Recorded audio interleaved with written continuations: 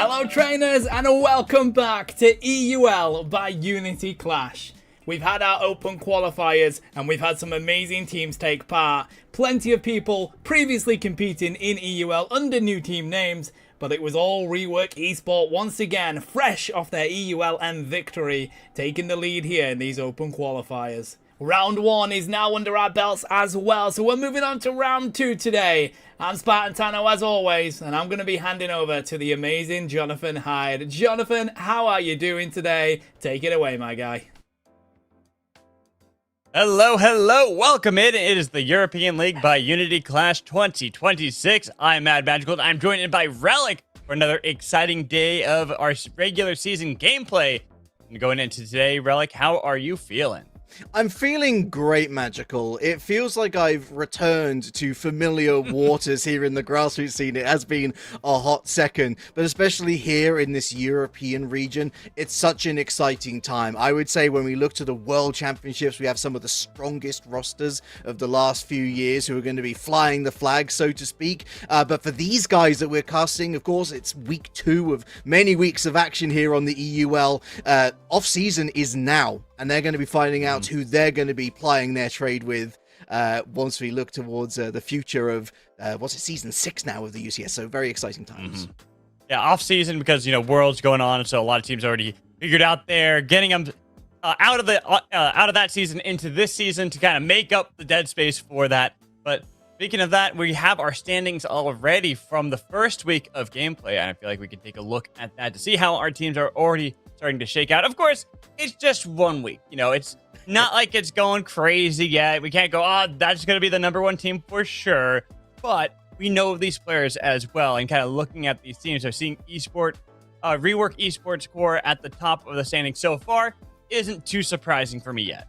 If you've been familiar with the EU scene, especially the EU grassroots scene for, say, I don't know, any of the last 5 years, there are a lot of names that you will be recognizing across really all of these rosters. And to certainly point, Magical, it's important to note that there was only one game diff out of the 4 series that were played a week ago. That was, funnily enough, Dift beating Omon Bouzelouf 2-1. Also worth noting that Power Rangers hasn't quite got going yet, unfortunately forced to forfeit their match against Nasty Family. Not that Nasty Family is complaining, they've got a 3+2 in terms of their game differential, but that really is the key thing here. Is it is only round 1, I should say. Last week it was the 11th of July, it was yesterday, of course, but there is still plenty of time to reset the balance, let's say, and find yourself climbing up the order lickety-split.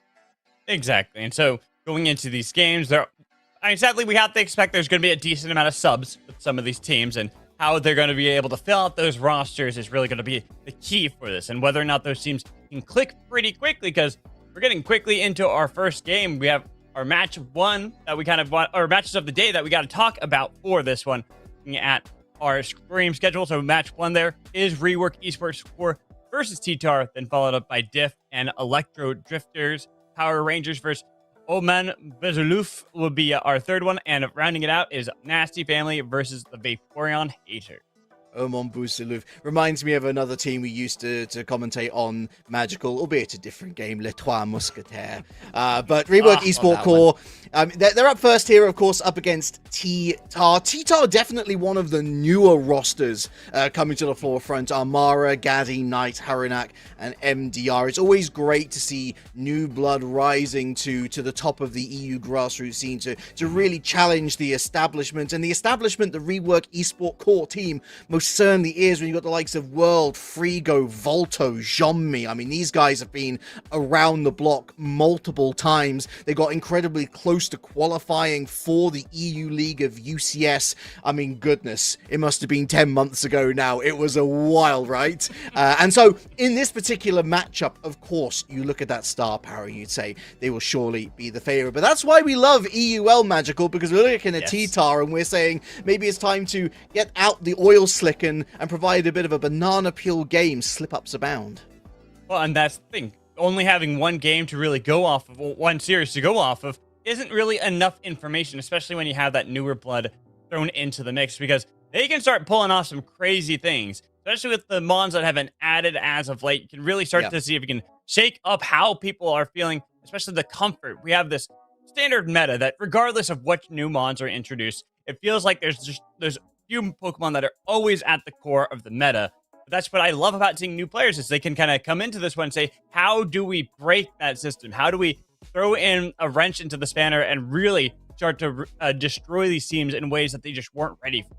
Yes. Hello, Blastoise. How are we doing? Worth noting the Pokemon, actually, because the majority of the roster will be available for selection. The lone exception to that rule will be Yveltal, of course, our latest release. So Yveltal will not be allowed into comp. Not that I think it would have made that much impact anyway. A lot of the competitive scene calling for buffs it has seemingly come out a little bit undercooked, which, listen, that's a personal preference of mine. I'd rather them be undercooked than, oh, I don't know, Zacian or Mewtwo or any of the EX licenses, flashbacks on that one. But nevertheless, it does mean that there's still a lot of powerful recent picks. Of course, the 3 Kanto birds of Zapdos and Moltres and Articuno, they've all found a lot of joy in a lot of recent rosters. And of course, you've got a lot of the mainstays, like I say, that you're going to be finding potentially on that ban table, a lot of focus on defenders and supporters as really these attackers, these ADCs, start to rise to the top again and allow for a lot of skill expression from a lot of these big players. Of course, I will always be the defender of Cramorant and always try to say, bring my bird back, get the bird back into the meta. But sadly, that is kind of what I was talking about with a new meta means that older Pokemon that have been around for a while have a harder time finding a foothold or, I guess, a flipper forward to be able to stand to get into this game. But I got looking at the things like Skeleturge. I think that's a really good Pokemon that I like seeing a lot in the meta. That global ult is just, it's so strong. Having a Unite move that can go across the field is just, it's always going to be very powerful. Like, it reminds me of other games like League of Legends, Ezreal. There's a reason why that champion's always strong in the meta there. That ultimate provides so much for a lot of these games, especially for these newer teams like T-Tark. Hey, look at that. We're at a full circle as we get ready for our first match of the day between Rework Esports Core and between T-Tar. But we were focusing a lot on like the meta and what T-Tar can do. I want to kind of bring it back and talk about Rework Esports Core and why this has been a team that we kind of look at as being that the favorite for a lot of this league, just going into it even after only one series has been played so far. They're purely experience and I think flexibility. I think Volto is one of those players who you can really rely on, whether they're going central area or whether they're leading into an all-rounder through lane. Volto has been there, done that, and got all of the accreditation to prove it. Jean-Mi, one of the classic Eldegoss players, is a support that you can really enjoy leaning on. Frigo as well. We've seen them moving around on different roles. It's really exciting to see how Champaris and Azalito will lean into the fold here, because I think one risk that you have when you have very established players and new players coming into the fold is maybe giving up a little bit more to those established players because, hey, surely they should be playing their favorites. But I think all of these players have played with so many others within the region that actually they know full well that leaning into the strengths of the newer additions to the roster actually gives as much value as if they were to be on their star aces themselves. And then flipping the script, looking over at T-Tar, the team that is now going to be challenging such a storied organization and players. Those new faces that we're talking about, I'm here. I love the synergy there between MDR and Haro. Just having that beautiful Psyduck synergy. Wonder if we'll see any Psyduck today. I know that regardless of the nerfs that are levied at Psyduck, just feels like that is a Pokemon that was made to thrive in Unite no matter what you do. Watch out for Frigo. We might be looking at that side deck, actually. I also want to give a shout out to Gaddy. I found it's very difficult to try and incorporate the backdrops with Pokemon as a part of them. Doing a great job there. Honestly, shout out to the trainer art. It's lovely to see people getting creative. But it's all fair and well having great trainer art, Magical. I want to see how you can take those creative skills and apply them to Pokemon Unite. Of course, it all starts in draft. If you are brand new here, by the way, and I know there's a lot of new players, the 5th anniversary, I think, has been blowing all expectations out of the water. You should be logging in. 5 free licenses, 5 free, potentially blue holoware. Make sure to look up what's blue and what's green to get maximum value for, well, not your money, because you're getting it for free. But there's been a lot of new players and a lot of renewed interest. I think a lot of people dropping Unite after year 1, year 2, and then you're... Oh, apparently we're hearing that Revenge is subbing in for Volto. That might change how the dynamic works. We'll get into it in a little bit. But anyway, there's been a lot of new people joining. So let's address you, shall we? What's new? What sort of things do you expect in draft? You get 3 bans per side. So that's 6 total Pokemon that will not be available for selection going forward unless a spanner is thrown in the works and perhaps you might choose not to ban something away. We've seen it a couple times because you sometimes get first pick and you might want to sort of force someone else into a ban away so that you guarantee another choice. All sort of mental mind game. But yeah, it's a really exciting part of the overall Unite experience now. Now, I'm going to put a bounty out for everyone out there if our players are listening or if they're going to be in future games. I have this nice booster bundle here of Pokemon Chaos Rising that if someone plays Cramorant today, I will open on stream for us. There you go. I will open it on stream for us. So I want my bird. Everyone knows I love my bird. Like, and talk about trying to, you know, really do something crazy in the champion select. Getting a Cramorant would be a great way to do that. Sorry.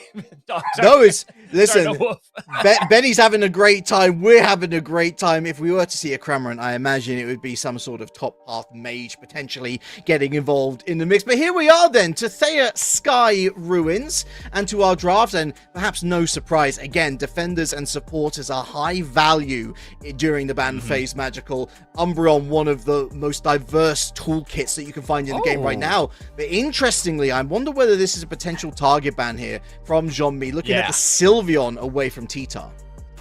It's just so early into the fan phase to take away that Sylveon. I do respect it because I think there are some really good Sylveon players out there, and we have seen Sylveons carry games, but the ban it so early is what shocks me. Umbreon, Blissey, not too surprised there. Snorlax, even still, not too surprised there. A lot of these kind of go into what I would expect with a lot of the drafts. The defenders and supporters are so vital to a lot of these comps and so difficult to actually like do much when too many are left open on the field. Perhaps no surprise to see Typhlosion either in terms of those attackers that have been gaining a lot of value. You see Typhlosion regularly up at the top of a lot of these tier lists. Really, really strong with close to the body AoE. Comfey, the final ban from Rework Esport Core, potentially expecting some sort of speedster.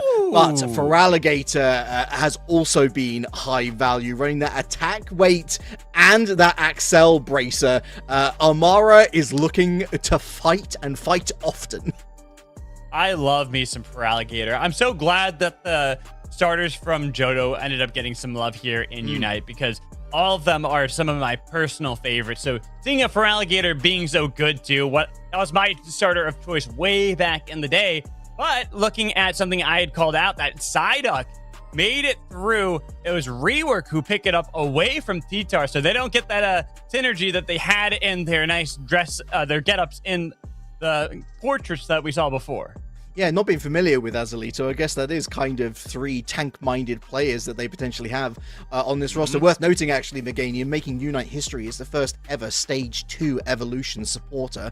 That it was going to keep that forever, which is really cool. Haru picking up the Crustler. I think just Japan kept it relevant, and now it's just ever-present. It is so good, especially early stage in lane.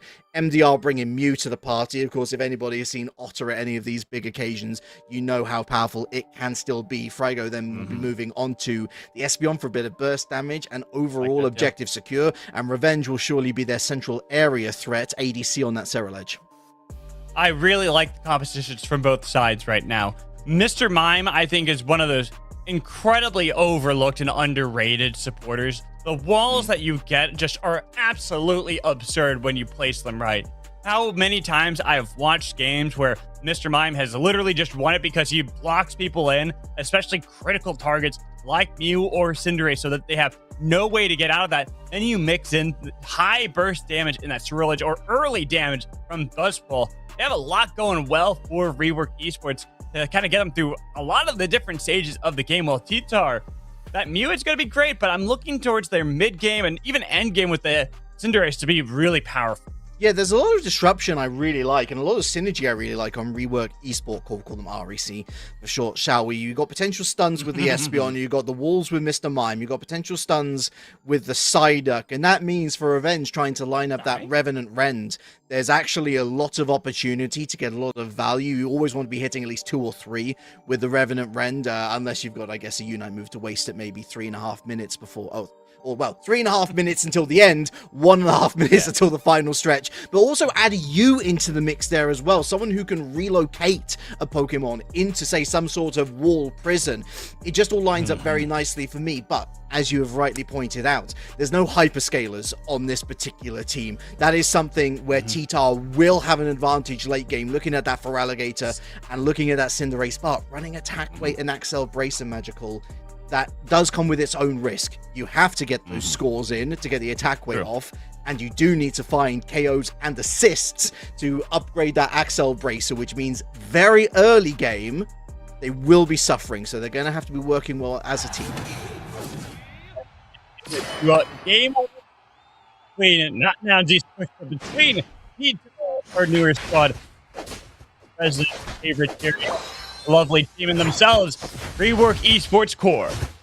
Yeah, definitely not 10-0 as well, by the way. If you're tuning into week 2, don't worry. Don't worry. We weren't fighting over the last 24 hours or something. You are joining us right at the beginning of this new season, the regular season, round 2 of matches. And interesting to see then Frigo moving on to his bottom path. I think no surprise to see Frigo moving onto the Psyduck. Like I say, this is one of its aces, one of the best Psyducks in a region. And not much pressure from T-Tar either, not looking to try and steal away any of the Indeedis. Not at all. Not at the moment, at least. We'll see how things end up going, especially looking towards the top path right now. You have Valkyrie, you have a Raboot, and you have just a Totodile trying to defend some of these Baltoys, and it's hard when you already have that Buzzwall that is staring you down. Not at level 4, but level 5 for Knight, making sure that they can kick the fall and kick away the bug. It's important for Knight because they're looking at that Totodile. They want to get that online as soon as possible. That's a really great punish, though, from Azalito and Frigo, catching out that Dwebble. And great work here from REC on top path 2, securing all birds. Yeah, making sure that REC, there we go, or Rec. I'm not sure which one I like best. They're all really good. But looking at how the teams are kind of moving around the map and right now giving Rework those edges across the field. Yes, Sky Ruin's looking difficult to stand in if you're T-Tar. Doing their best to defend, but here come the first points dunked in by REC, even drag back into that Totodile. Really great punish. Lovely to see Revenge rocking that wonderful orange Hollowair as well for the Serral Edge. A beautiful, honestly, some of the Hollowair that Jaco now has been absolutely beautiful. But looking to go and punish on Knight. Once again, look at this, having to force Haru into the action with Rock Tomb. And using that Rock Tomb very well. I loved seeing that from Haru. Beautiful defense of the Reboot to keep him alive. Oh, no! We do see some steals there as REC. Gotta be careful, though. It's gonna be a knockout for the Reboot, making sure they get something back from they got him. Over-aggressive invade. They got him. MTR got the Serral Edge, and so what was looking like a decent trade has actually turned out to favor T-Tar with overall EXP turnover. Lovely bit of work from the Rock Tomb again, allows Knight to really start to flex their muscles. And now going after the Reti Drago, potential steal here for the Mr. Mime. Nope. No, secured by Knight. Getting that one. I thought for a second that it was going to be Jean-Mi stealing that away, but barely does not. And now 2v4 in the top path with the Rock Tomb, trying to see if they can get the slam back. But here's going to be some damage thrown both ways as the Crocodile has to get out of there. Even though 4 strong, T-Tar know that it was only a matter of time before Revenge got into that top path. Level 8 right now. Force the rule edge. I'm sure there might be some people who might not be fully aware of what the roulette sounds are with this Feraligatr, currently a Croconaw. It's all different types of debuffs, or all different types of what effectively Crunch is. Yellow is increased damage and reduces the defense of opponents. Red, after landing basic attacks, can restore HP. Purple slows opponents. And so choosing the right one at the right time is critical. I don't think it mattered, Magical, on that occasion, but what a great score to bring the Regieleki onto tier 2! Wow! What a play there from REC, Rework Esports Core. Such a strong play, and now it is a Feraligatr, but that Feraligatr is looking weak, and they made him into some nice crocodile boots. They're going to dunk more points in this top half. If this was a communicated effort, Magical, I'm not entirely sold. You either have to give up that top path, or you're just giving over free experience to whoever is crashing down onto you. T-Tar have clearly got some value on the bottom path, but they still haven't broken the T1 zone, so overall, a big plus. The REC as the blazing bicycle kick takes out the bug. Yeah, it pretty much just views out without one solitary knockout, but honestly, they need something. That top hat is, it's the Sky Ruins, but I'm only seeing the ruins up in the top. Yeah, right? It's, to be fair, when we look at the overall score, T-Tar have put 72 points down, and so both of those T1s do seem primed for a decent overdunk potential, and this has been a relatively slow running game, Magical, only reaching half time around now, so watch your space. Plenty of potential for T-Tar to exploit. Here comes Revenge with the Bitter Blade, getting some damage to the Revenant Wrench. Oh, they missed the Crustle. The Crustle, but now Mew's got to be careful for surrounding him. Looking for that Bitter Blade again, but not going to be near. Just allowing the bot path to be taken by Rework Esports Core. Quick maths, we'll see whether that 7 points extra makes a difference once we hit the final stretch. That's going to be frustrating, though, for T-Tar. They would have hoped to have kept one of their T1s online, but they have at least taken the T1 on top path, and that does open up the opportunity to try and put Rework Esports Core under a bit more pressure for this next Reggie phase. This is kind of going into what we were talking about in the Pokemon Select screen, where we are looking at the power and the strengths of each team. Early game, REC were always going to be the more powerful team. And then T-Tar, as long as they can survive and scale into the late game, that is where their power thrives. And honestly, I gotta give them massive credits. Level 12 on Cinderace, level 11 for Mew, and there's the level 12 Ceruledge, but they're keeping up in experience for the most part outside of a few, such as that Crustle, but he survives. He's the Rabble Rousing to make sure they get the knockout on it to Buzzball, and the throwback, Psyduck's down, same with the knockout on it to Espeon. That's 3 taken, losing none on T-Tar's side. I love that fluffy cream supreme placement from Gaddy on the Alcremie. We've not really talked much about it, but it meant the Rework Esports Hall had a proper trouble trying to access it. That said, they've been able to access that Cinderace, and unfortunately for Haru, they are caught in a bit of trouble, forcing out the eject button, and Rework Esports Core, despite, like you say, looking down the barrel at a really powerful late-game T-Tar force, they're working together still. They've been a 5, they've been compact, and that means that T-Tar has really struggled to find any KOs of their own. Very, very true, and that's the power and the strength of a team that has been playing together for quite some time. Even with the subs that we have in Revenge, looking really good and kind of leading the team here as that sub. Reggie Drago trying to get one more Reggie. They put the wall, make sure that Alcremie couldn't get in there to try to steal that away. Nice steal. Mew actually does get it, the steal, but might have to give up their life for it. That's what I talked about with them walls. You get locked in to the fight. They got imprisoned in a 10-degree angle. I don't think I've ever seen that before. That is some nasty work from Jean-Mi on the Mr. Mime. And the domino effect is clear, Magical, because now they've got clear control over this top half. Yep. Potentially a third Regieleki will be theirs for free. Ooh, I mean, it is going to get close. There's only, actually, no, it's not even going to get close. Plenty of time. Alligator is right. There's the only one nearby, and like you said, plenty of time. Look at that. They melt the Regieleki. That is an easy take and an easy objective control for REC as we are lining up towards Groudon. Yeah, important now for T-Tar to position themselves well. They've obviously left that top lane completely abandoned. Rework Esports Core will not be looking to poke the beast, so to speak, because T-Tar will know if they go and score. It's a 5v4 situation. Here's the Groudon spawning, and as both teams are kind of lining up, missing the Feraligatr. Oh! Nice pull. Looking for her. Force a Rabble Rouse. Trying to see if they can get that Psyduck, but no Psy has been popped just yet. Holding on to the Unites. It is going to be REC having good control. Another wall, trying to see if they can drag back in the Crystal, getting some damage. It's up. Here it goes. Here's the Revenant run.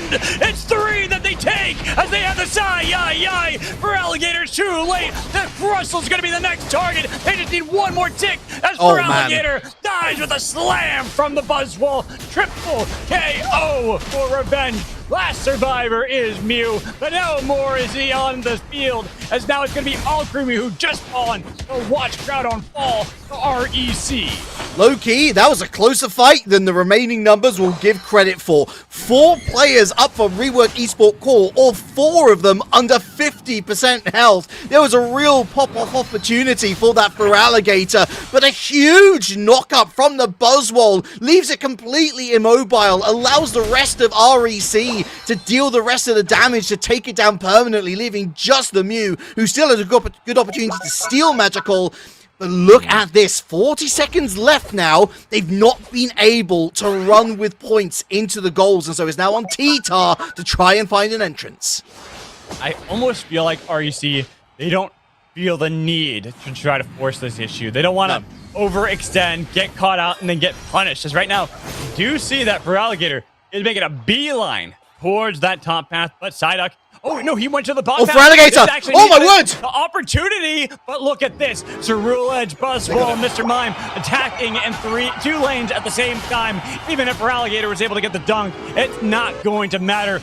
Base donks here, REC confirming themselves. Game 1 victory. It was worth the risk, but clearly the risk did not pay off there. A really lovely response from Rework Esport Core, whose macro was a huge difference maker. And again, that comes with experience, years upon years of competitive Pokemon Unite for basically all of these players, barring Azalito, who he himself has got plenty of experience at the current grassroots level. Rather, I think big difference makers for me. I think Jean-Mi on that Mr. Mime, fantastic. Frigo, clutch with the 5 and 4. You, despite only getting 27k damage, ultimately, that big knock-up completely disarms the threat of Armara, who was threatening to run through 4 very low health bars on a Feraligatr who can survive that sort of pressure. Close game 1. Definitely back to the drawing board in a couple of areas for T-Tar in game 2. I think it was also very important the fact that you was able to do a lot early game to put behind the Feraligatr. So Totodile, Croconaw, they weren't really able to do much. Once you lose your top path and the Regieleki is able to push further past that, this Pokemon that needs scaling, that needs to survive, not just survive the early game, but at least on even footing going into the late game, so they have that power to overrun the competition. Never really had that opportunity. I think that the Feraligatr and the Cinderace was perhaps a step too far in terms of composition. I think if you're running it down in ranks, this is a competition that's absolutely going to run the numbers. They're going to be totally destroying anybody that they come across. When you're coming up against what many are seeing as one of the favorites of EUL this season, I do fear that either the Cinderace or the Feraligatr needs to go into that central area, especially considering that you're going up against a composition which is really early and mid-game favoring. And the thing is, T-Tar, they had really excellent looking fights, in that mid game where there was that great triple knockout that they were able to get for themselves, put themselves near even when it comes to this Groudon.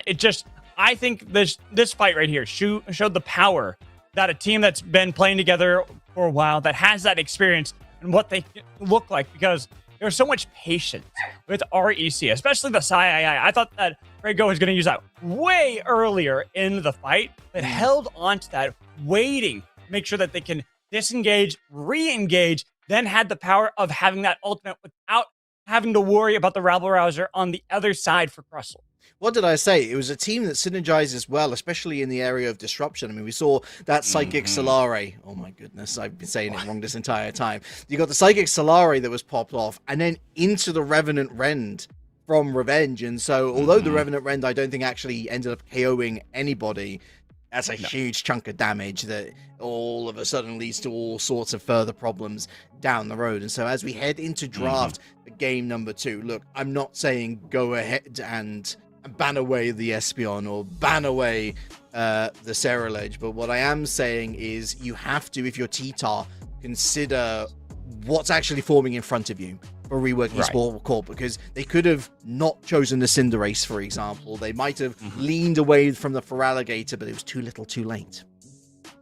Yeah, and I do, if I do recall, it is Fearless in draft too. Correct. So yes. They don't have to worry about those as at least going into this game, but for the future, definitely things that they're gonna have to look at and see what they can do to kind of hold their own. But it's unfortunate for T-Tar having used Mew, now losing that for the future game, something that is a very strong attacker, and unfortunately, even in a loss, we look at how the teams are approaching draft and see Blissey this time going to be banned by REC.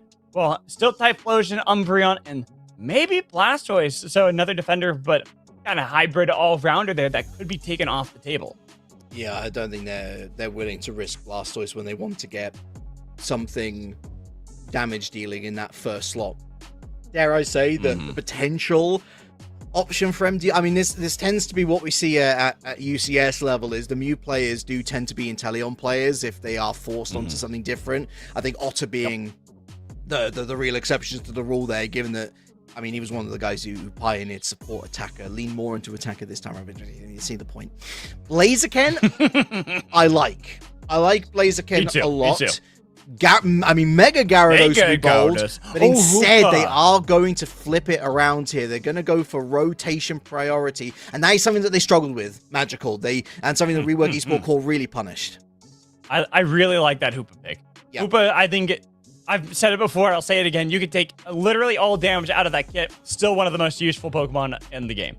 The ability to move around your whole team around the map as easily as Hoopa does is so powerful, and I think really should help benefit T-Tar. And then Mamoswine, another one of those mons that I love to see. Crustle, you talked about before as being like a great go-to defender now, but Mamoswine's always one of those I think just gets overlooked because of Crustle. So now having that with Palmot is a really excellent form of a team comp so far for T-Tar. But looking over at REC, they have Snorlax with Suicune and Mega Lucario with a Mega Mewtwo Y on their side too. This better be two Pokemon that don't evolve, lads. It better be two Pokemon. Okay, I'm happy with that. Zacian, one of the best early game Pokemon that you are going to find even to this day. And Miraidon, a really strong mage threat in the back. I really doubt that we will see Electro Drift in any shape or form. Revenge gets the pick of the bunch, this ADC. I mean, we have seen Revenge plenty. Wow. On Urshifu, but Duraludon, that, I mean, really, we started to see it peek back into prominence. I say prominence. We saw Toon giving it a go sometimes at the IC, and I have to say it didn't look too great to my looks, but there is clearly some value in it. Revolving Ruin, of course, creating an AoE that slows whenever you exit or enter, does a little bit of DOT as well, and I think that when you've got close quarters menaces like this Suicune, who, well, I mean, it's not really the most supportive Suicune either. No. I know that they're running the guard there, but Slick Spoon, Incense, it's an aggressive support running that, but especially like you with that close combat, especially when Mega Evolved, I think, again, it's another roster, Magical, that screams of synergy and great knowledge and respect of the Pokemon roster that is now available to them. I'm just curious on the build path that the Duraludon's going to go for. Sure, yeah. I mean, I gotta say, whenever it's these kind of out of left field picks, I always love looking at that one and seeing how they're going to use that. Is it going to be Flash Cannon? Is it going to be Dragon Pulse? Is it going to be Dragon Tail? Is it going to be Stealth Rock? A lot of different options that you have here with the Duraludon. And it's funny because that's, as you were pointing out, probably not the most active composition. A lot of the other things are going to be very aggressive with Mega Lucario, the aggressive supports and defenders. With Mega Mewtwo Y, great damage from range up against T-Tar. The Duraludon we've seen so many times and how powerful that has been in the past because of that range. So I think Flash Cannon is a guarantee. I think Dragon Pulse needs a little too much build-up, and that requires a Duraludon to get into close quarters, and you do not want a Duraludon in close quarters. a bit more of a toss-up as to whether you want Dragon Tail, which does allow for better held itemization. You don't have to worry about the eject button or X speed so much. Stealth Rock, again, leans into the disruptions that served REC so well in Game 1. All right, and seeing how teams kind of are moving around at the moment, I see there is going to be a little bit of a sack here from REC, maybe looking to contest, but nah, they're kind of backing up at the moment right now. And then you have this Hoopa hanging out, waiting to see if there's going to be REC stepping out, but now that Mewtwo's here too, this isn't looking too good for T-Tar. And there's the Flash Cannon. Everyone vacates that area. Of course, one of the useful things about Flash Cannon for an enemy team is that they can see just how far the range extends, and so it is actually quite easy to get out of the jaws, metaphorically speaking, of a Duraludon. Oh, we've got a... Ooh, Metal Claw! Could potentially get something here. Nope, never mind. And there we go. They did get Revenge one. there. Looking to see if they can get that, so going to be able to have this back and forth right now. We're looking at a lot of these trades, but still waiting for something more definitive to happen at the moment. Just really fighting over every scrap until we actually have that full fight, seeing that Trigo taking some damage, but still only a Swinub, an easy target there, making sure they have the 7 slab onto him too, but he was able to pick up those berries and going to be perfectly fine. Very low scoring couple of minutes compared to game number 1 as well. I really respect this from REC, is showing respect to T-Tar, but they got to be a little bit more flippant, I think, especially at this mid game, because with that Pylo Swine online, with Format now online, that means that the damage scale is going to go real crazy. And that's what we're kind of talking about, just looking at that Palmite, even taking the portal back to be back into the fight fully healthy. And these leads that are getting picked up now by T-Tar as they try to turn that immediately into a Regidrago. Is just Knight on top of it, but should be able to, unless as Alita, narrowly missing that one. And now Palma going back into the fight, despite 3 surrounding him. He was able to get the knockout onto Suicune, then turning his attention onto Snorlax, or is it going to be Mewtwo? That's the one, as you went Mewtwo, why wrong time? As Palma is here, and he is electrifying the Thea Sky Runes. Each punch, you get a little bit of regen. It's a menace unless you work together as a team to dismantle it. And look at this, Rework Esport Core, definitely the weaker going into this toss-up for the Reg Ice. We've got that Stealth Rock down, so confirmation then for Revenge that they are trying to disrupt here. Frygo into the back line, looking to go after Knight, who gets down, looking for the slam, finds it into the back line. And now with the wall put up, trying to see if he can deny any knockouts. Oh, they got him! On tonight, it's going to be the knockout for Zacian, and now they're turning their attention back, trying to see if they can get that Regice, putting down the Thunderdomes, and this is ours, and it's a double knockout for Duraludon. That Flash Cannon trying to get some more damage at range. Now the team's pushing up, trying to see if they can at least take the bot path, but with Heavy Slam, it's on to Hoopa. All 5 from REC are here, but enough time has been bought. As you can see, everyone from T-Tar, they will be answering, making sure this bot path stays intact. Really unfortunate for Azalito, they're getting the Mega Revolution pop-off, but of course with that Mega Mewtwo, it's a gauge, it's run out, and it means that all of the hard work starts again. Worth noting that the Zacian taking the Regieleki on top path magical, but it's a Zacian, they've already burned through a bit of Eos energy. They really want to use that Eos energy for attacks, and so you can see there, still 51 points left on pad to take down Oracanno. Mega Revolution. Wow, somehow Lucario gets out of there. The portal, perfect time. Make sure T-Tar get out of that one alive. Nice vision here as well, though, from the poor Matt. Check that out. Buying time, allowing reinforcements onto pad. As they re-engage, they almost get that Lucario, but this time he cannot escape. Knockout confirmed for Zacian, as with Duraludon here, putting the Flash Cannon down.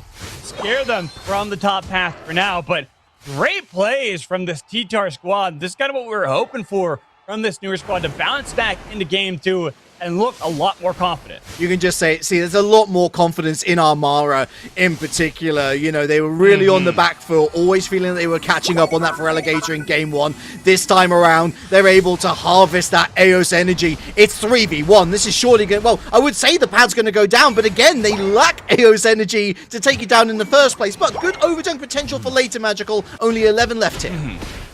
They're getting themselves some points out of critical as well. Going to the bot pad as we barely saw Haru get out of that one. Putting down the ice pain, getting a lot on Jamin, but not actually going to get him down just yet. It's Palmot chasing the Suicune while the rest of the team starting to peel down south. Reggie Rock on the field. Flash cannon's been put down as the Zacian gets the Reggie Lucky at the same time that Red Rock is no more taken down themselves. It's a heavy slam. Is it stolen? It's going to be Hoopa unbound, securing themselves the Reggies, and now the full team's here. Power Nap with the Thunderdome plays down. Suicune got the knockout on the Zacian with a lot of damage from Palmot, but making sure he's CC'd down with a knockout out of Duraludon.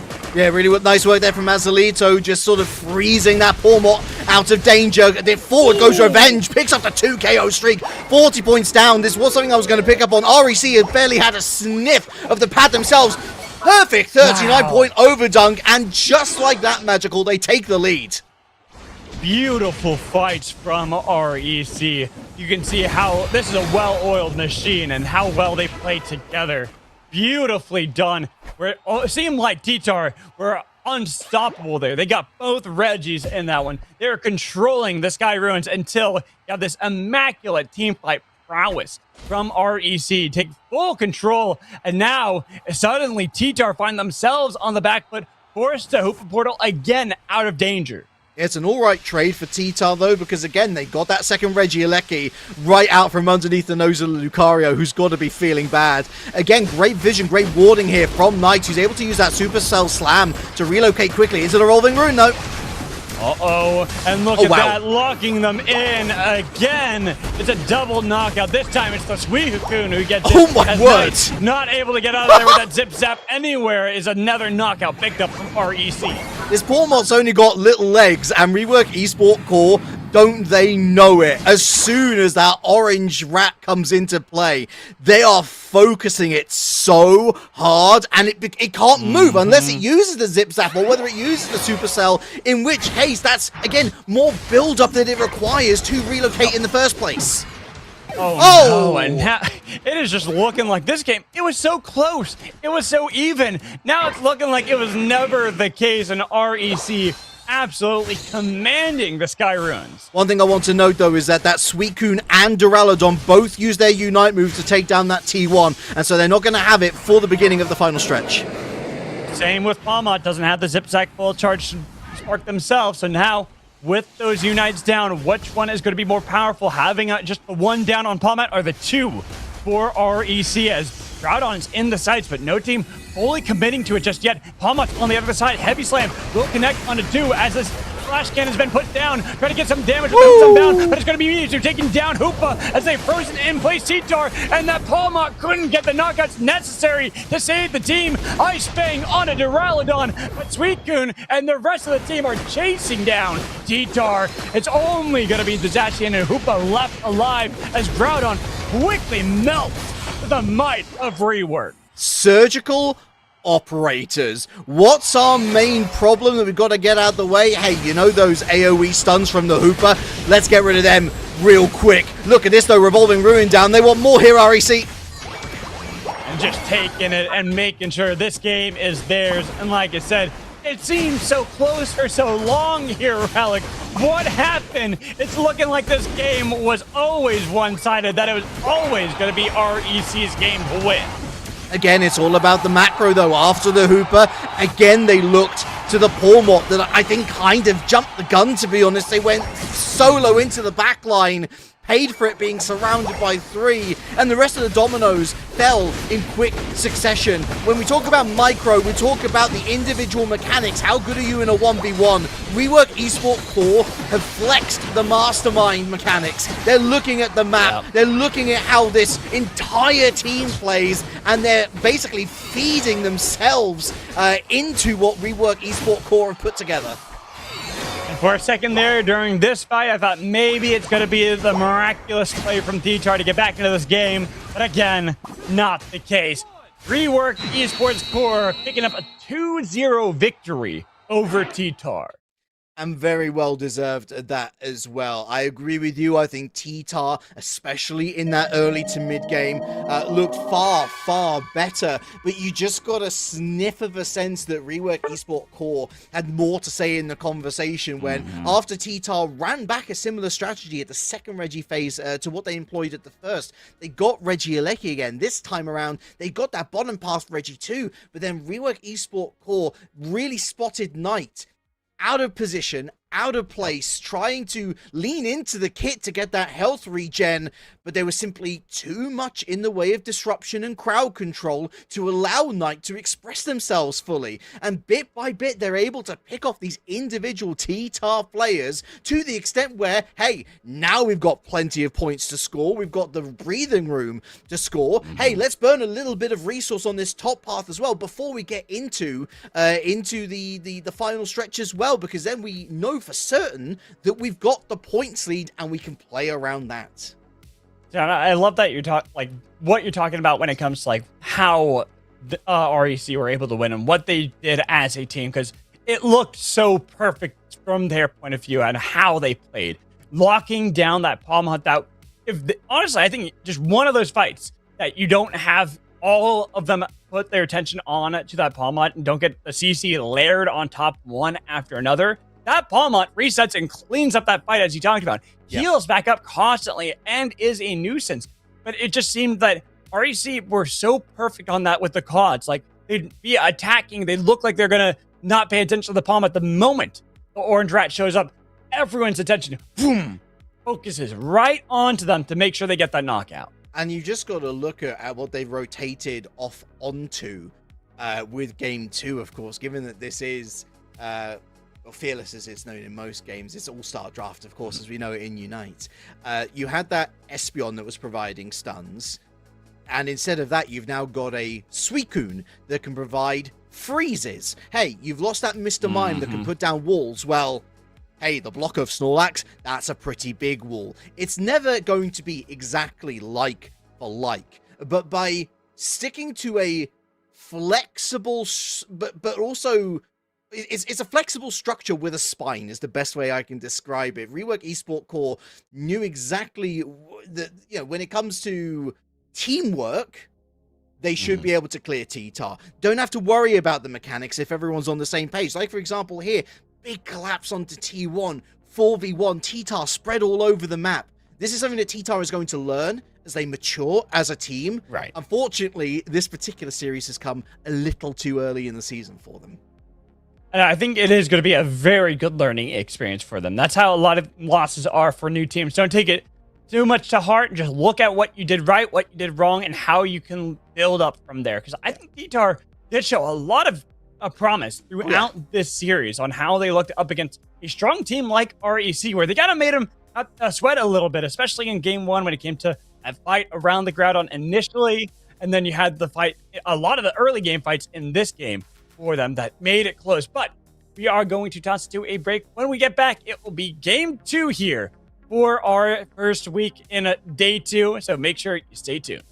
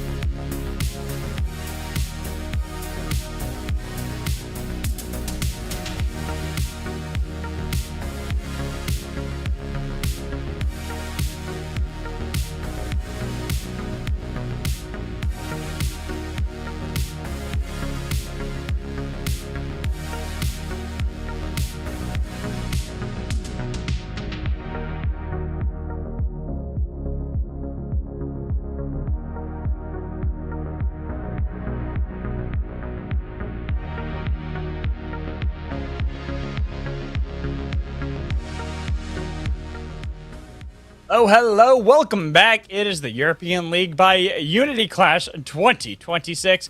I'm Mad Magical, joined in by Relic. Again, we already had one series take place where REC Rework Esports Core looked really good and showing why they are a favorite already, even though we've only had a couple of series played so far, beating that of T-Tar.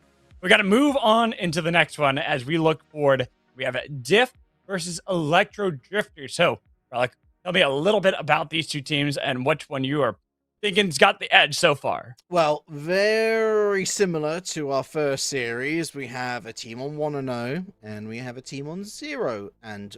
But that does not necessarily say much, especially since our first round of matches was only 24 hours ago. With all that said, Right. I think a very, very similar sort of narrative going into this one as we had with that previous series. You have Dift that is full of storied names in EU grassroots. Icles, Jose, Jarawi. I mean, these guys have been all over the shop in a good way, of course. They've been purchasing many Ws across their time. I'm really excited to see how Cascade and Lynx folds into what are a trio who have known each other and played with each other plenty of times, both competitively and just generally shooting the shots in ranked. They're going to be heading off against the Electro Drifters. Now, again, this is one of our teams that has a lot of perhaps potentially newer, unfamiliar names to those of you who have watched EU Grassroots for a long time. Riwi, Zika, Seiran, DJ, and Prof Mush, but we do have to give these guys as much of a benefit of the doubt as we did T-Tar. And that's one of the things that we were talking about just in that small break, Magical, is that there were moments which T-Tar lost out on that if perhaps with a bit more game experience, perhaps playing it a little differently, we could have seen a game 3 forced. I'm excited to see how the Electro Drifters look to challenge these storied members of the EU competitive scene. Me too, because there is every likelihood that you can take games and you can start making it so that you are the next new thing that everyone's got to pay attention to. And it all starts with smaller competitions like this, where you're facing off against teams that have been around a lot longer. You learn from these games, win or lose, figure out what is the best thing that your team is capable of, what are your weaknesses, and how do you make sure you make up for those. Worth noting that Electro Drifters 0-1 overall in win-loss, 0-2 overall in terms of game loss. Their first match was also against Rework Esport Core. And so given that this is one of like the favorites for the entire league, it puts even more question marks over, well, is REC just that good? Or is there still a lot of growing room for the Electro Drifters to try and discover? I mean, I almost look at it like a skill tree. Like, what are we trying to focus on here, next, and everywhere? For me, and I know a lot of anyone who looks at UCS, and it's where we saw perhaps T-Tar struggling a little bit, was draft. I think we saw a great evolution from game 1 to game 2. Of course, it's all-star, and so there's, you lose picks every time you play a game. What you're seeing on the sides there, that's what we will be seeing in game number 2, but all of these picks are available for selection here with a fresh slate in game 1. Yeah, so don't worry about that. No Pokemon outside of Yveltal are banned. That's the only one that's universally banned through all of the games. Plus the ones that we now see that are getting banned. Sylveon, Snorlax, Feraligatr, Typhlosion. Now hitting the bench and not going to be played in our first match between Dift and Electro Drifters. Which, I mean, there's got to be something with Sylveon right now. Everyone's banning that one. Maybe it's just because we are in something such as the Fearless Draft, where you want to make sure you kind of hold on to that one for later if you need it, or I'm just not sure, but it definitely, a lot of teams are afraid of it. We even seen Comfey as the final ban here for Electro Drifters. So no, there are shenanigans that we're going to have in this one. I mean, look, a lot of the comps that are coming together are very snowbally, let's say, where you want to come together as the Cinquet and play through, forgetting, what's happening on the other lane. You want to play through any sort of scenario where maybe your opponents have only got 4 to the party. Like it's high risk, high rewards. And perhaps it's why we're starting to see these supporters and defenders making their way back to the front of draft rather than the more aggressive picks. Of course, Psyduck and Blastoise, very impressive front line. Links with the Blissey. Jiraiya picking up the tree. I'm always a big fan of that. But Cascade with the not seen so far Surfetch, the tank buster of a Pokemon. I'm really happy with this selection from Cascade. A great counter to the likes of Blastoise. I was just saying it's great and Blastoise alone, and you have Moltres then being picked up with an Espeon or Electro Drifters. So having themselves a pretty good team, but I like really what Electro Drifters have drafted so far. It's a very, I mean, it's a very standard kind of draft where you have your front line, you have your supports, you have your ADCs, but it's a good draft regardless. It's very strong. It's just how do Diff look to break that and make it so they can't really utilize that? I guess one of them is a Dragapult. They already have that Surfetch. Mew, not too surprised, but Diff definitely have a different answer going into this game to try to see if they can break up the standard for Electro Drifters.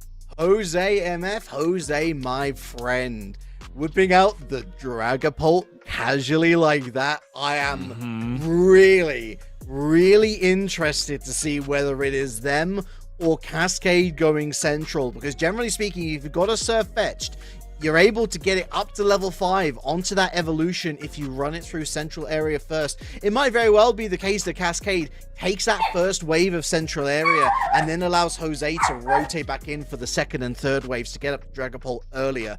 If you were to take the standard route of what we're looking at on paper, of course you throw Jose into central area. You've got a 2-stage evolution to get through. On the other side though, Electro Drifters, barely any evolutions to speak of. You got that Espeon, and of course you got the one Hyperscaler with Prof Mush on the Blastoise, but we're not ever going to be seeing Blastoise going central, which does make me believe that it's either the Zacian or the Moltres heading central area, which is terrifying for whatever lane they end up spitting themselves out onto. I am curious to see which one it's going to be. Is it going to be the Zacian? Is it going to be the Moltres? I feel like both are really good in lanes, but they're also both good in central path. That's a toss-up, and I think that's something Diff they're probably going to have to think about as well. Like, which one is going to be the preferred here? And what kind of style of Pokemon do we have to worry about looking for these ganks? I mean, if you were to ask me, because you could also throw the Espeon in there, but each evolution has a different EV, and Espeon's EV isn't particularly good clearing central. So if you'd ask me, I would throw Zacian in there to guarantee Eos energy, but as we now see developing, it will be the Moltres heading central area, and indeed it will be the Dreepy Jose heading central for Dift. And one thing I would have liked to have seen here from Electro Drifters, that if you have something like Squirtle, is you can play pretty aggressively against something that is going to be more susceptible early on into that Dreepy, but instead it's defending that bot path, as it's going to be a nice dunk from Icless, barely getting away, but a nice snipe there to get the knockout onto Mew. There I was poo-pooing this Eevee, and there they are sniping with Swift to get our K-Opener. First Evo here for the side of Dift as Link's online with the Blissey. Rotate up as we still don't have that Surfetched, of course, having to deal with the lane farm as opposed to the central. Then this Moltres showing up, doing a lot of work, looking for these dunks, trying to make sure they can get something. And the damage as they are continuing to dive with Zacian and Moltres, that is scary to deal with. They do stop the 14 dunk. You're not going to get that out of Moltres, but Zika still keep the pressure, and that's what happens when you try to defend. You get 2 legendaries, you fall, and now as the gank coming in, as it is going to be that knockout, using the Dragon Dance, trying to get more for themselves. But Jose makes quite the entrance. I don't think Electro Drifters realized quite how powerful they were in that moment, because they absolutely could have just KO'd both on pad, and they would have been able to get their scores down. Instead, they were like, wait, are we actually this strong? Are we actually this good? Well, now Jose's on the scene, utilizing that Dragon Arms, almost finding a second KO, and Magical, it's worse because that rotation, albeit the other way around, has happened. Look, that Surfetched has now found the evolution after going through central on the second wave. I'm sorry, I thought it was supposed to be Dragapult that was the strong part, not the Dracloak that ends up getting these knockouts, chasing further, and Jose making so much great work of that Dragon Dance to not just dance around the field, but to get that extra damage and spit it all out at everyone who's nearby. And look at that, because you've got that Surfetch Central, it's able to take down... Well, it did take down the Regidrago, and then it ran into 3 of the most powerful Pokemon that you can find, plus also a Psyduck. And that means that it is destroyed, it's taken down, back to the Pokemon Center. It's a quick respawn, though, but check out this preference on top path now. 25 seconds still away from the first set of Regis. They try to defend. Here's Surfetch back, stabbing a bit towards the tank. Pushed back by Mush. But it's going to be Jose taken down. Looking to see if they can get any further. And there's nothing that Jirori can really do to stop this Moltres Bastion from chasing into the pad. They're dunking all these points as Electro Drifters will take the lead.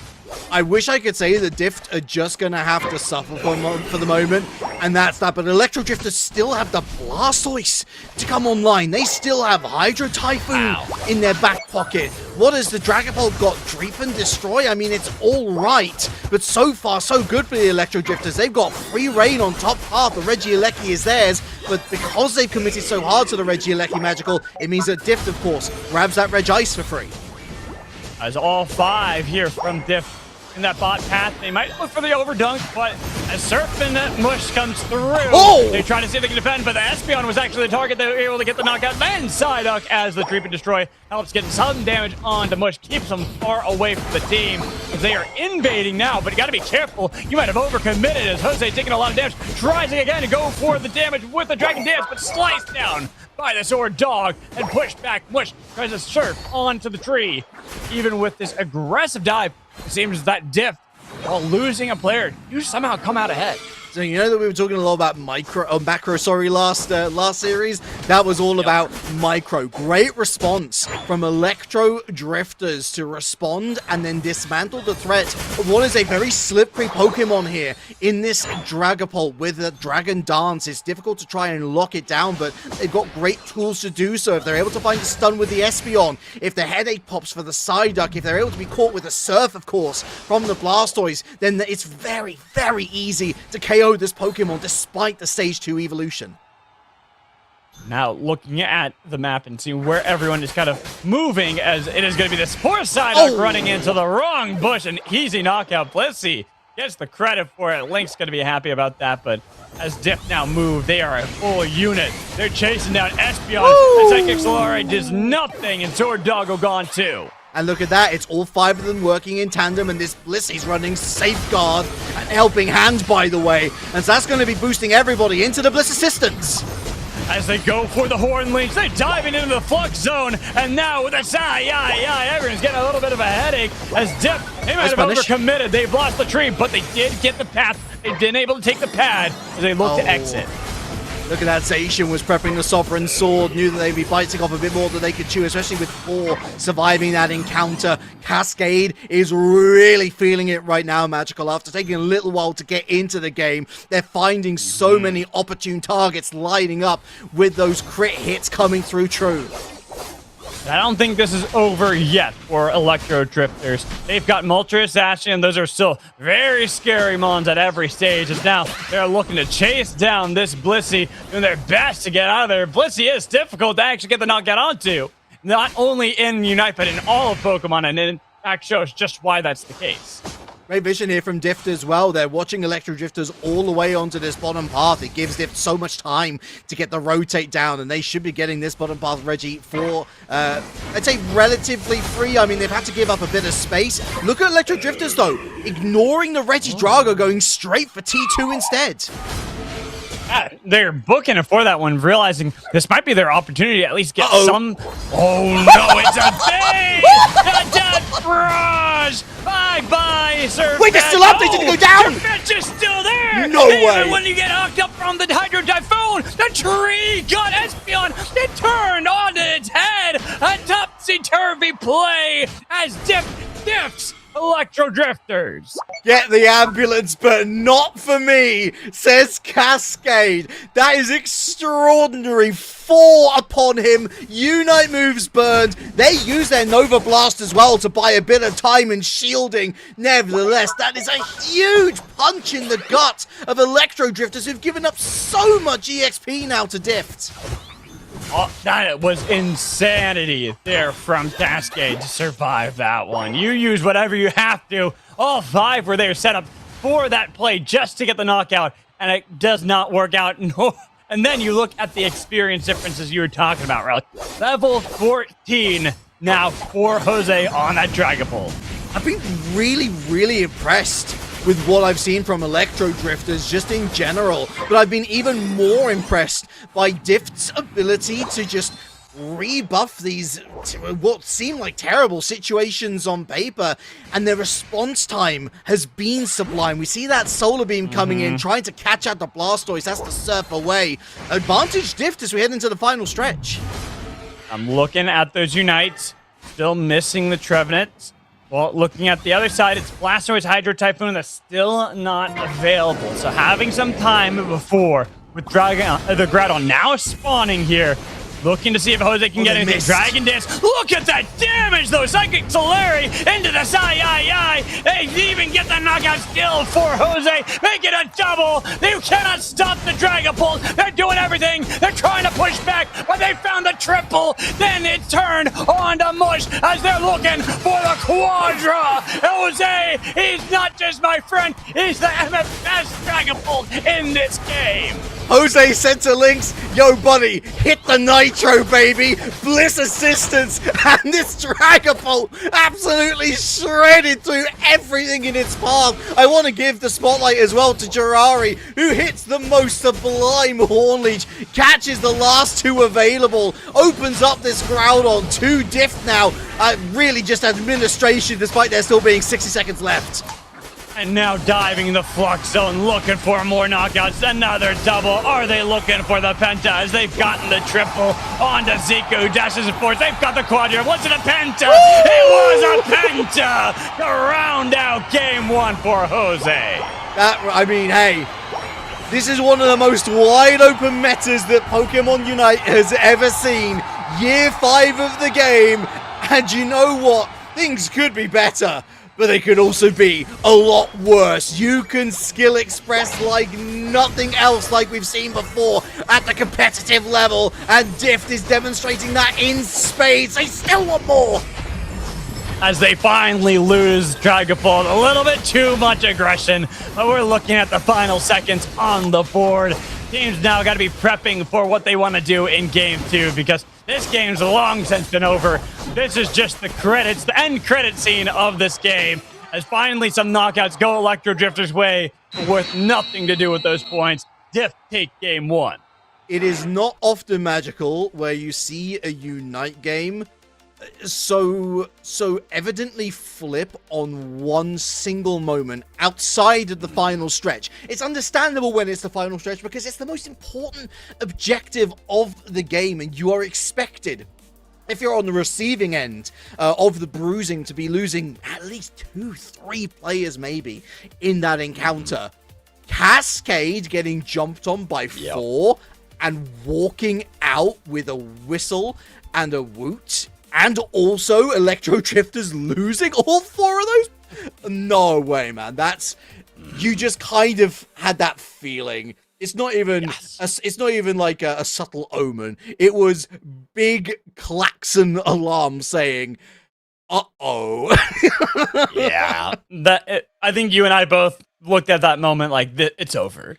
Once you get diffed that bad in a fight, where it's just like, you set up everything purely for that one knockout, and not only do you end up getting nearly fully wiped, but you don't even get that knockout. You know game 1's over. You're like, all right, we got to go to game 2. There's nothing we can do to stop him. Then Jose showing up on that Dragapult already was doing a great job from the early stages of that game, but getting a Quadra and a Penta knockout in this game, beautifully executed by Diff.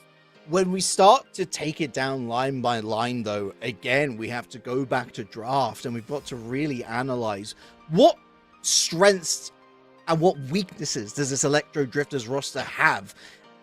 And they didn't have a lot of damage per second, I can tell you that much. A lot of burst, and certainly if that Zacian is boosted with Eos Energy, there's a lot of value that you can get out of that, but Dift had an A-presser. That Dragapult was a huge difference maker in shredding health bars.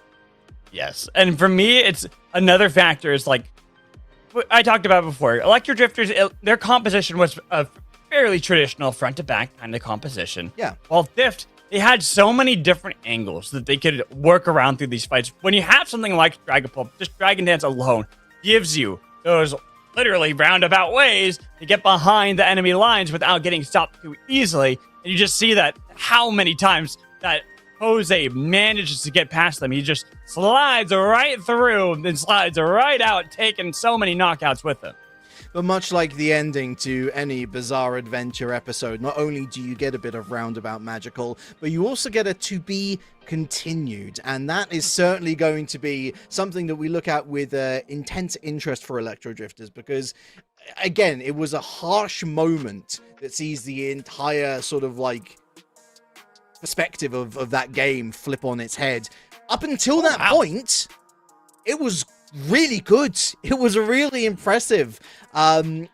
Just lacking on the micro bit again, lacking on having that big aggressive damage dealer that can shred a health bar. Something like a Cinderace would have been a treat in that situation. We'll see whether Electro Drifters drift towards that line of thinking, or whether they're actually quite happy with what they've seemed to say. We could have handled it differently on the macro front. Maybe we could have been a bit more safe. As we are already into our Pokemon Select for Game 2 of this best of 3. Staying the same and looking at the band, Hoopa, Snorlax. What is that final band? Do they actually opt for the Machamp? Okay. Interesting to see that alongside that Sylveon being an immediate band to round it out for Electro Drifters. Yeah, so it means that we've got potentially Blissey on the horizon again. Mammoth Swine going to be locked in 4 links as the Blissey replacement. Of course, the Electro Drifters can pick the Blissey themselves if they want to. It is, all-star draft in the sense of you can't select it again for your team. Prof Mush, though, going away from the Blastoise onto the Crustle, looking for those disruptions. And Sikio is going to be moving onto the Eldegoss to provide a bit of shielding. And hey, a first look at the Skeledirge combined with Cascade moving on to the Serena. Very interesting selection.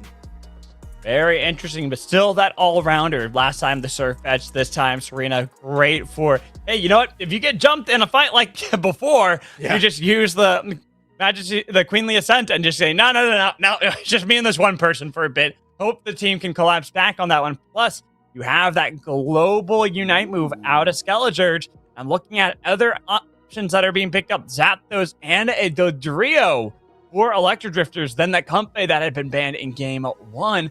Jose, do you go something that's going to be able to wear that hoop well? Nasty. And they do. That's so nasty. Comfey has got the royal selection of Mamoswine, Serena, and Pawmot. Obviously, very hyperscaler heavy. I can't lie to you, folks. Early game is going to be a bit of a struggle.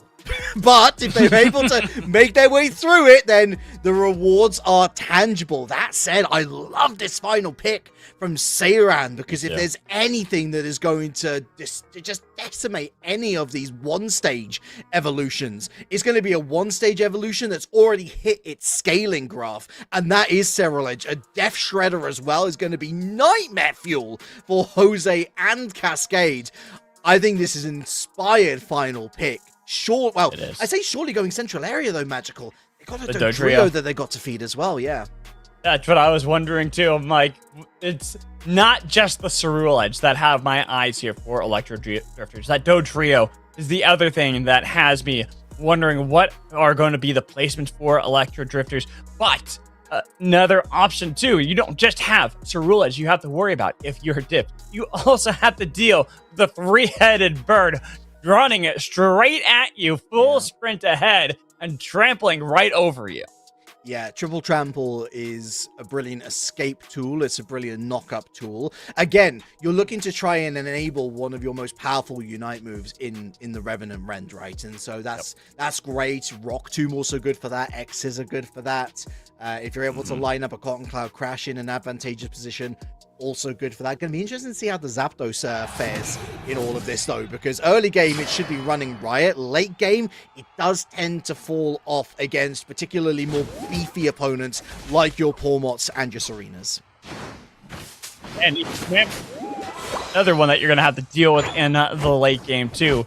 Dift, it's going to be a late game kind of composition that they just have to make sure they survive, they stay even. I mean, if they're ahead, then it is just over at that point. While Electro Drifters have to absolutely stampede. They have to trample over Dift, make sure they have a large lead and don't lose any of it. As right now, Lynx has been quite a nuisance here on that Swine of. This is kind of what I was expecting to see more of in the last game.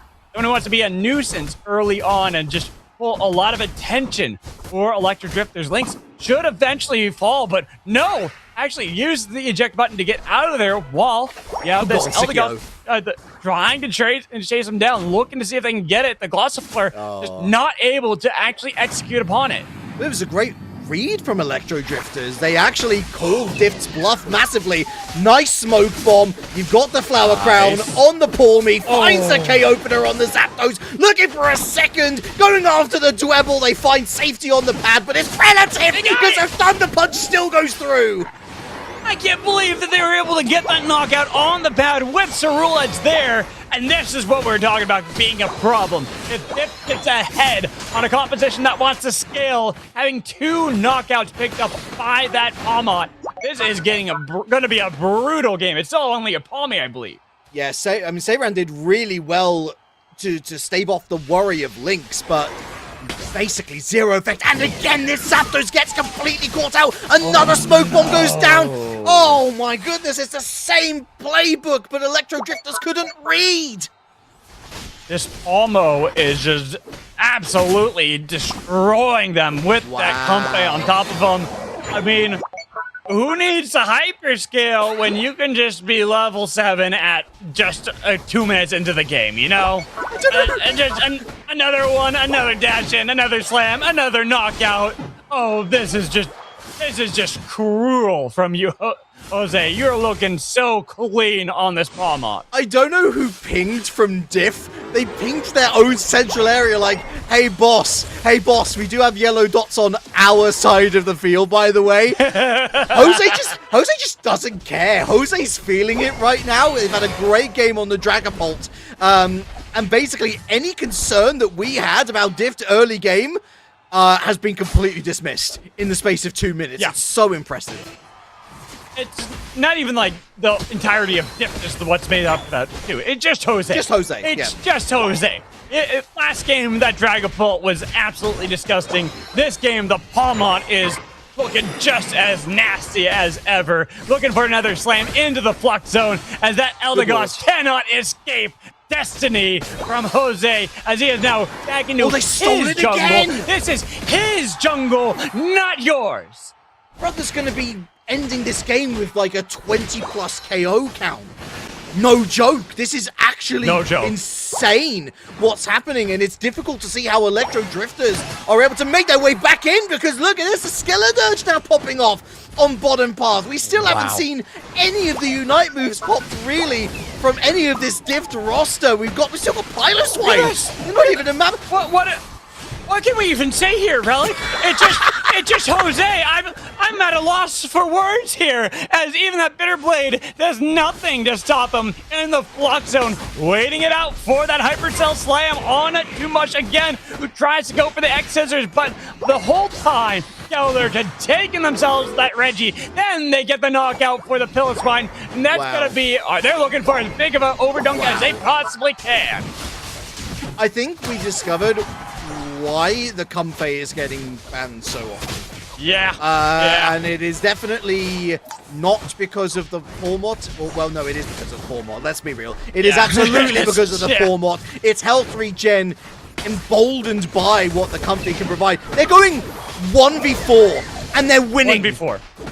And the Revenant Ren completely whiffs into the Flux Zone, finds the double knockout. Now might be able to go back to look for that Cerule Edge, but they're just letting Cascade to have something. Say, oh, you know what? I can share the love. My whole team can get these double-digit knockouts.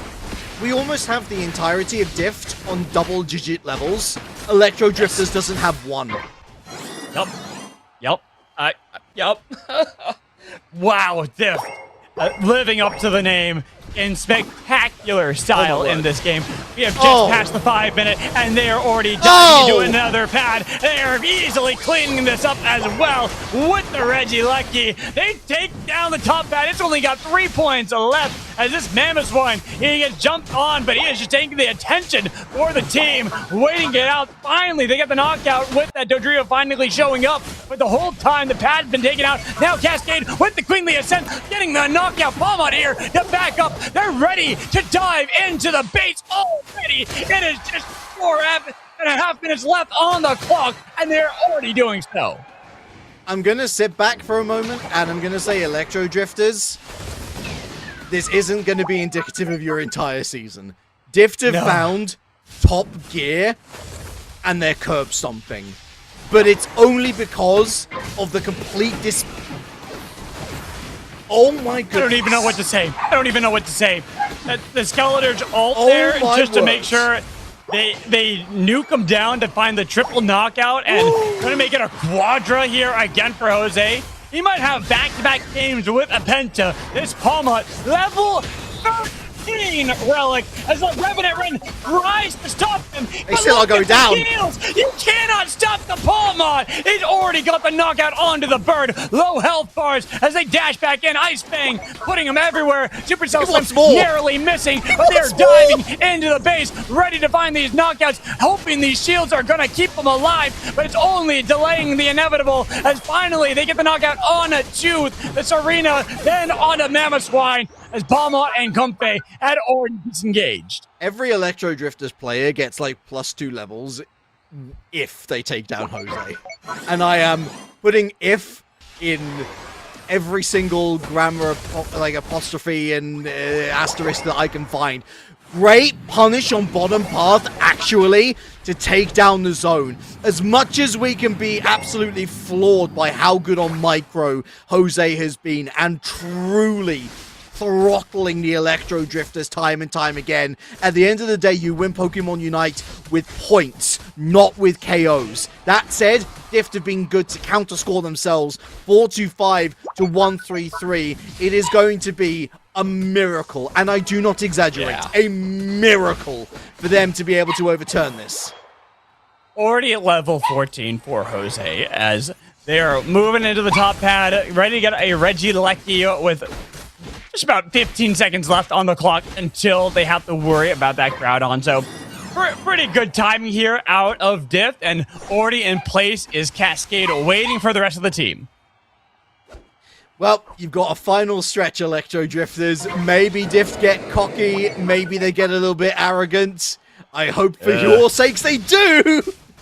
Well, I will say at least they've gotten themselves a Cyrillic at level 13 now. That's that Supercell Slam, looking for Zapdos as they go zip-zap everywhere, fully charged up and burst down. Zapdos, they burst down every one of Electro Drifters as on the ground. They're hoping for the miracle. They put down the Rebel Rousing with the X-Scissors, and now they stampede away, missing the targets, but it's down so low. Can they steal that? It's Palmot securing it. Mush could not secure the Groudon, as it is going to be a series secured for Diff.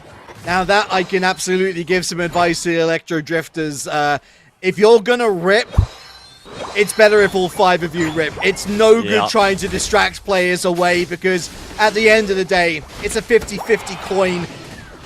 And if you've got a team with 5 up against 2 who are still trying to take down the Groudon, that's 3 to the better. That's not good odds for you. Odds on favorite, though, moving forward, though, Magical. Dift, and in particular, Jose and Jirawi. I mean, this is a duo that is to be feared if they weren't already going forward. What a performance. And really, to me, this is indicative of why you need to ban Comfey. It just, we saw a Palmot game earlier, it was okay.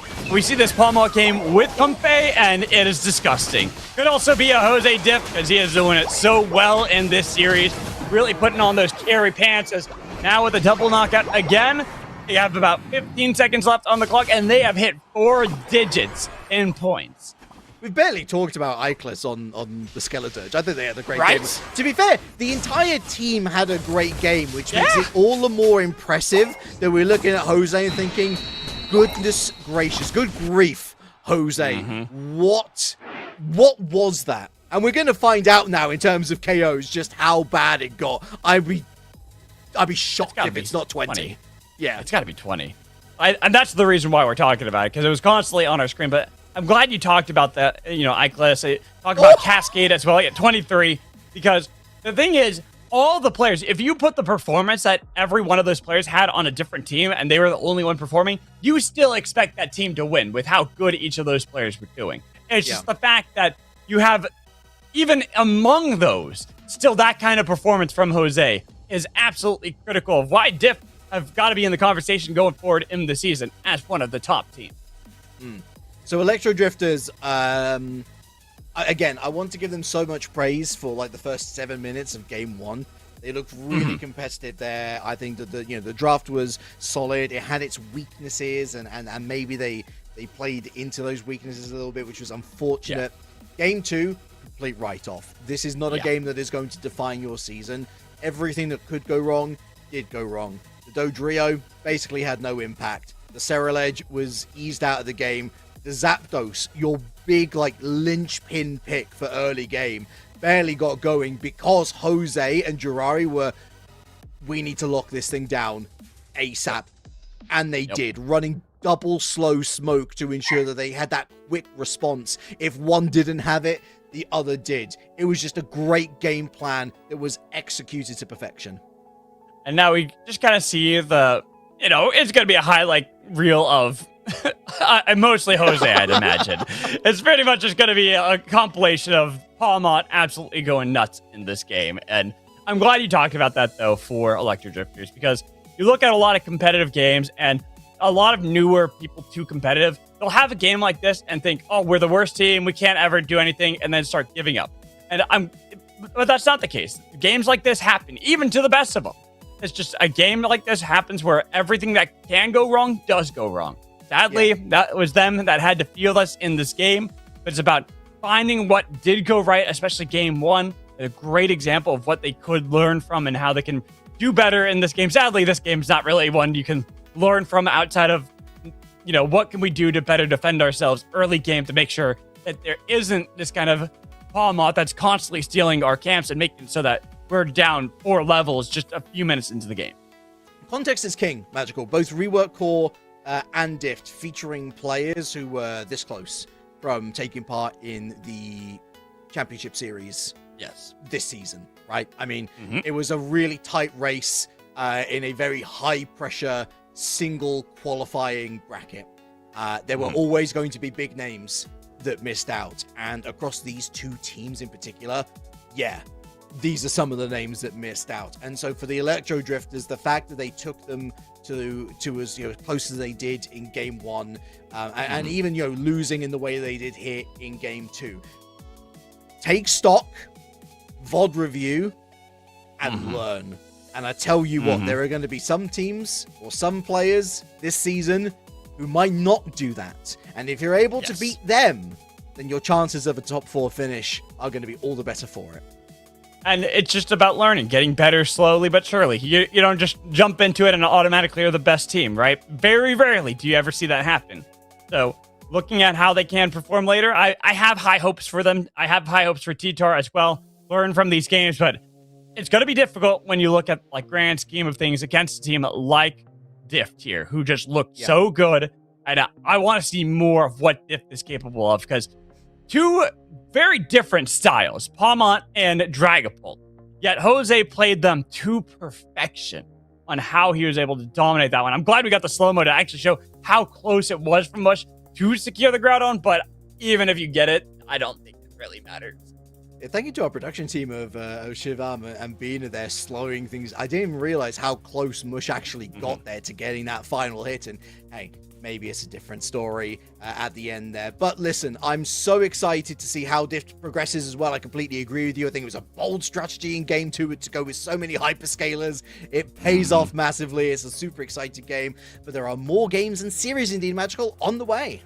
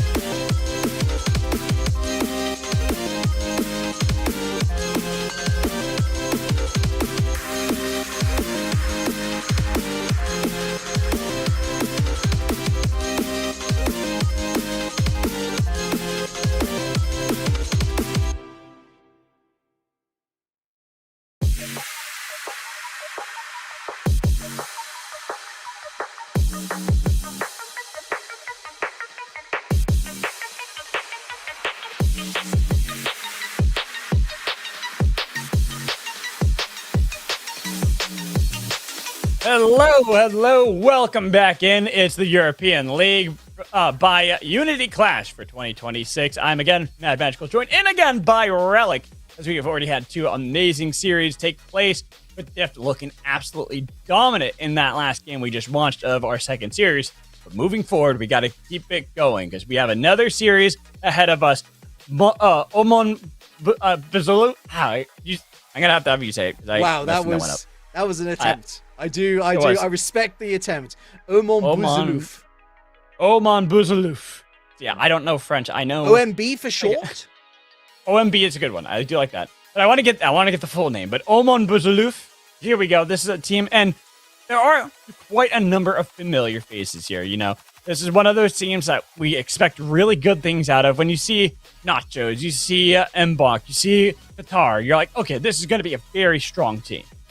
Yeah, I mean, Nachos, I think, definitely one of the most controversial players in UCS history, right? Which I think it's such a shame because I still think to this day he is one of the best ADCs that you will find in the world. Which is all the better for Omon Buzaluf, by the way. It's all the better because if Nachos is on your team, hey, guess what? You're probably winning. Back that up with Traffy, who's got a really strong ADC pool himself. Phil, an Inteleon master. You got Qatar, who's honestly that major support network that you're looking at. I remember Qatar on the Trevenant having a really strong amount of games. I'm guessing Mbok is going to be looking at that front line as well. So it's going to be interesting to see whether Nachos maybe falls back a bit more on that sort of like strong spine of an all-rounder, maybe letting Traffy and Meadfield pop off on your attackers and speedsters. But anyway, the point being, this team kind of cracked. Yes. Not even just kind of cracked, really cracked. And definitely going to be one of those teams that are joining that of Diff and Rework Esports Core at the top of our standings, and will be very interesting to see how they play against them. But they are now facing off today against the Power Rangers, and I'm interested to see how Power Rangers are going to play because they did have to forfeit yesterday. But now going into this game, again, playing with some subs, so we'll see how it's going to be, how their team really is going to be, completely folding out. But it is going to be a tough task to ask for a team when you are forced to sub in against such a strong team. Yes, it wasn't quite go-go Power Rangers yesterday, was it? They were stuck at the red light. But go for the green lights a go-go, and maybe we'll see some sort of megazord of a performance coming out for these 5. Albanoa, probably the most well-known amongst the roster. The Spaniard has been, I think, prevalent in the likes of UEC for Spain, taking part in plenty of grassroots, has never been like the big player. But I remember him particularly on Blastoise a couple of times having some relative standout performances. So again, one of the underdogs of the European League for this season. It's definitely going to be, again, another uphill battle going up against the likes of your Nachos and your Meafils and whatnot. But hey, again, it's another opportunity for another team to throw some spice into the mix. And so really think anything less than a 204 Omon Buzaluf is actually going to be viewed as a disappointment for them, and it would be a huge sign of improvement for Power Rangers. And when you look at that, you got to really hope for that for Power Rangers. Even just taking a game for them would be huge, because this is such a large team, like a gargantuan team when it comes to their prowess in the game. And they have the pedigree, they have the history, they have the lore on their side on how they've played so many times. So for Power Rangers going into this game, I feel like looking at the bans, it's really got to be something. They got to pull out some really tricky stuff. Maybe get themselves that Compe bomb out that we saw in the previous game. We won't be seeing Albano on the Blastoise, that's for certain, as they're going to be joined by Espeon and Feraligatr on the ban table. There's that Sylveon again. I mean, I guess if we are looking at a pretty snowbally environment in terms of the meta right now and how people want to play lane, Sylveon with Hyper Voice is not something that you want to run into. In terms of individual chase down as well, you've got Draining Kiss, which can be pretty nasty, but Psyduck and Blissey then will be our final bans, with Mew as first pick for Meafil, one of his aces. I'm looking at that, but I'm also looking at what has kind of been left open here. Typhlosion was a big one. That was the big one that I was kind of thinking would be picked up pretty quickly here for Power Rangers. But a lot of the defenders, it's Snorlax and the next one pretty much feels like as I was trying to set myself up for it, the teams already are reading my mind. Umbreon also available, pseudo support. Nachos will be brought forward. They're going to be on the Mega Lucario. So very much leaning into what I was expecting here. It's going to be Traffy and Mephil who are going to be like leading the way in terms of ADC and general objective secure. Mbok will be running the Hooper. First look at the Mega Charizard on the field as Irakuga will be running the Mega Charizard X. Not often seen, yeah. That's the thing that gets me out. I love the design of Mega Charizard X, just the look of them. But having that here as what you want to have with your team, I'm very curious to see how Power Rangers utilize that, especially up against Nachos on that Mega Lucario, something that Nachos has pulled off many times and looked absolutely brilliant on. And Traffy onto Greninja and Qatar been Lapras into this game. Yeah, Traffy and Greninja, very much like me and strawberry milkshakes. You will not find us separated. I'm very, very scared that they've been allowed onto that Greninja. Then again, when you do know that a player is so synergist with a pick, I guess you also know how to potentially close them down. Qatar and the Lapras is a very interesting pick as well. I would have expected them to maybe look towards Trevenant. Mizu going to have a difficult time getting up onto Shifu from Cubfu. That does make me feel like they're going to be going central area first, Magical. Despite two hyperscalers being shared on your roster with Irakuga and Pato, but then again, maybe they've got a decent rotation plan. Power Rangers, we haven't seen them play this season so far, and so really, Omon Boo's aloof, perhaps at a disadvantage because they've not got any data to go off. So for Omon Buzlif, they just got to play their typical style. They got to go with what has worked in the past of relying on Trevi's Greninja to get a lot of that good range damage. Mew is always going to be strong too, and then Nachos on to Mega Lucario, being a menace that is great, kind of busting these tanks and making sure they can do a lot of damage. Yeah, absolutely. And I think certainly that I don't know if I'm trying to figure out where the Mega Charizard X sort of figures itself into all of this. I'm thinking maybe the Flare Blitz is something where it's you lock on and it's a short hit. And so if you're able to catch Traffy before they double team, if they choose to go down the double team route, of course, they might choose to go Smokescreen and Surf instead, which I think has been the more popular option in recent weeks. But hey, it just means that there's plenty of questions that we're going to get answers to in game number 1 here, Magical, of potentially 3. And if I had to go on anything based off Pokemon types from other games, you know, there's a lot of water types and a decent amount of fire types, so you got to worry about that. As right now, is this Snorlax that's got to be careful, barely getting back over to the pad to take a nap, heal back up while the first points are picked up by Charmander, then Lucario in top pack.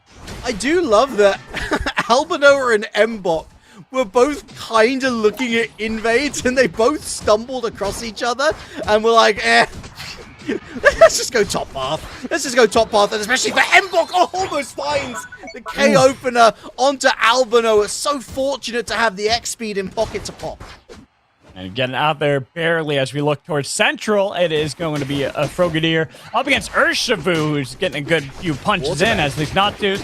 But there's going to be a Mew to try to defend as Mizu does fall narrowly too. I thought he was going to be able to take down Treffy with him. Yeah, of course, with that flowing fists style of Shifu. That's actually really great with Traffy going double team because it means that they're picking up those free resets off the clones as well. And so actually that's a really great read from Mizu. I'm excited to see how that evolves later on down the road. Very small scores early doors, but that's a KO now onto the Snorlax. Traffy coming through, looking for that second. That's only a Cyndaquil, too. An easy target for Omon Buzaloof to get the knockout and dunking a lot of points here into that bot path. Boy, look pop and we see more fighting and Omon Buzaloof taking full control from lane to lane. Very, very scared for Irakuga here. Look how much of that bar on their level indicator is green. There's a lot of catch-up EXP that needs to be initiated. Mephil, my word, dude! Wow! Involved with everything right now, but Mizu steals away the Regidrago right from underneath the nose of Traffy. They kind of need that too. These are just silver lines, consolation prizes for them, because they have lost a lot of momentum, a lot of this experience going the ways of Omon Buzaluf, as Qatar has rotated up into the top path to try to see if they can help defend the upcoming Regieleki. Moving forwards, they've got that Lapras for a front line, which is very successfully kept that Lucario out of danger. Big body slam, though! Big body slam as Qatar does survive, and then they throw it right back onto that Snorlax. As you see all those punches from Urshifu picking up the berry. But Omon Buzaluf, I don't know how Qatar survived that one. I thought it was going to be Power Rangers getting out from that engage. That was excellently done by Snorlax.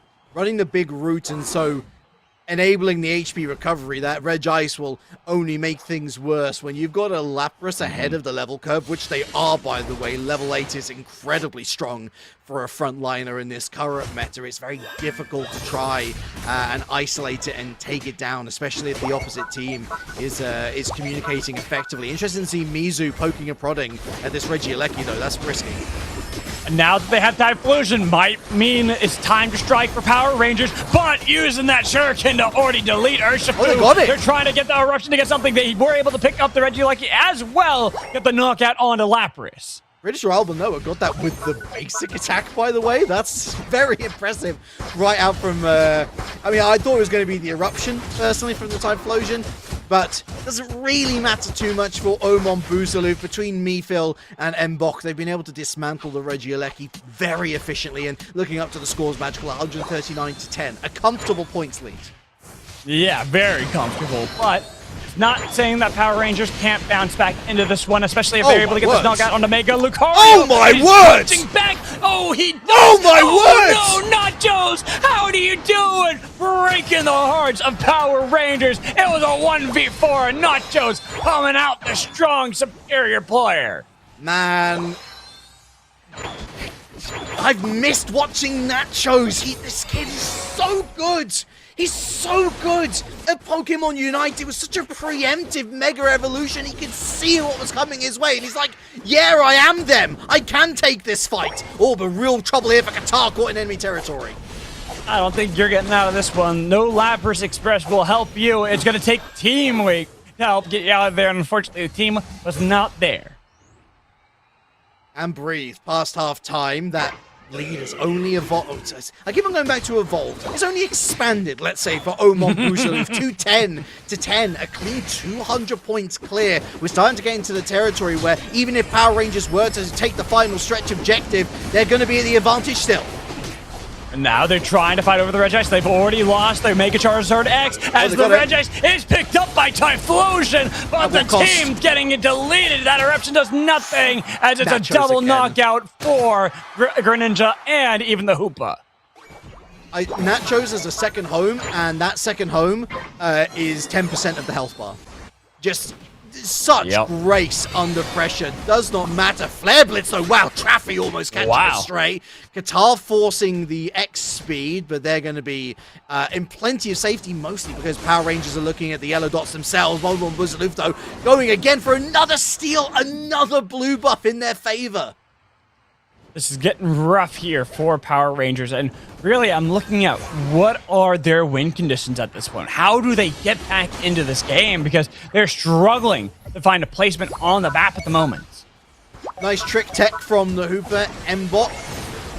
Ikuge, sorry, my apologies. I'm not familiar with you. The Mega Charizard X gets a score down, also activates the Mega Evolution onto Traffy, picks up the Citrus, and decides not to go for the chase. Instead, they're going to go for the zone crack.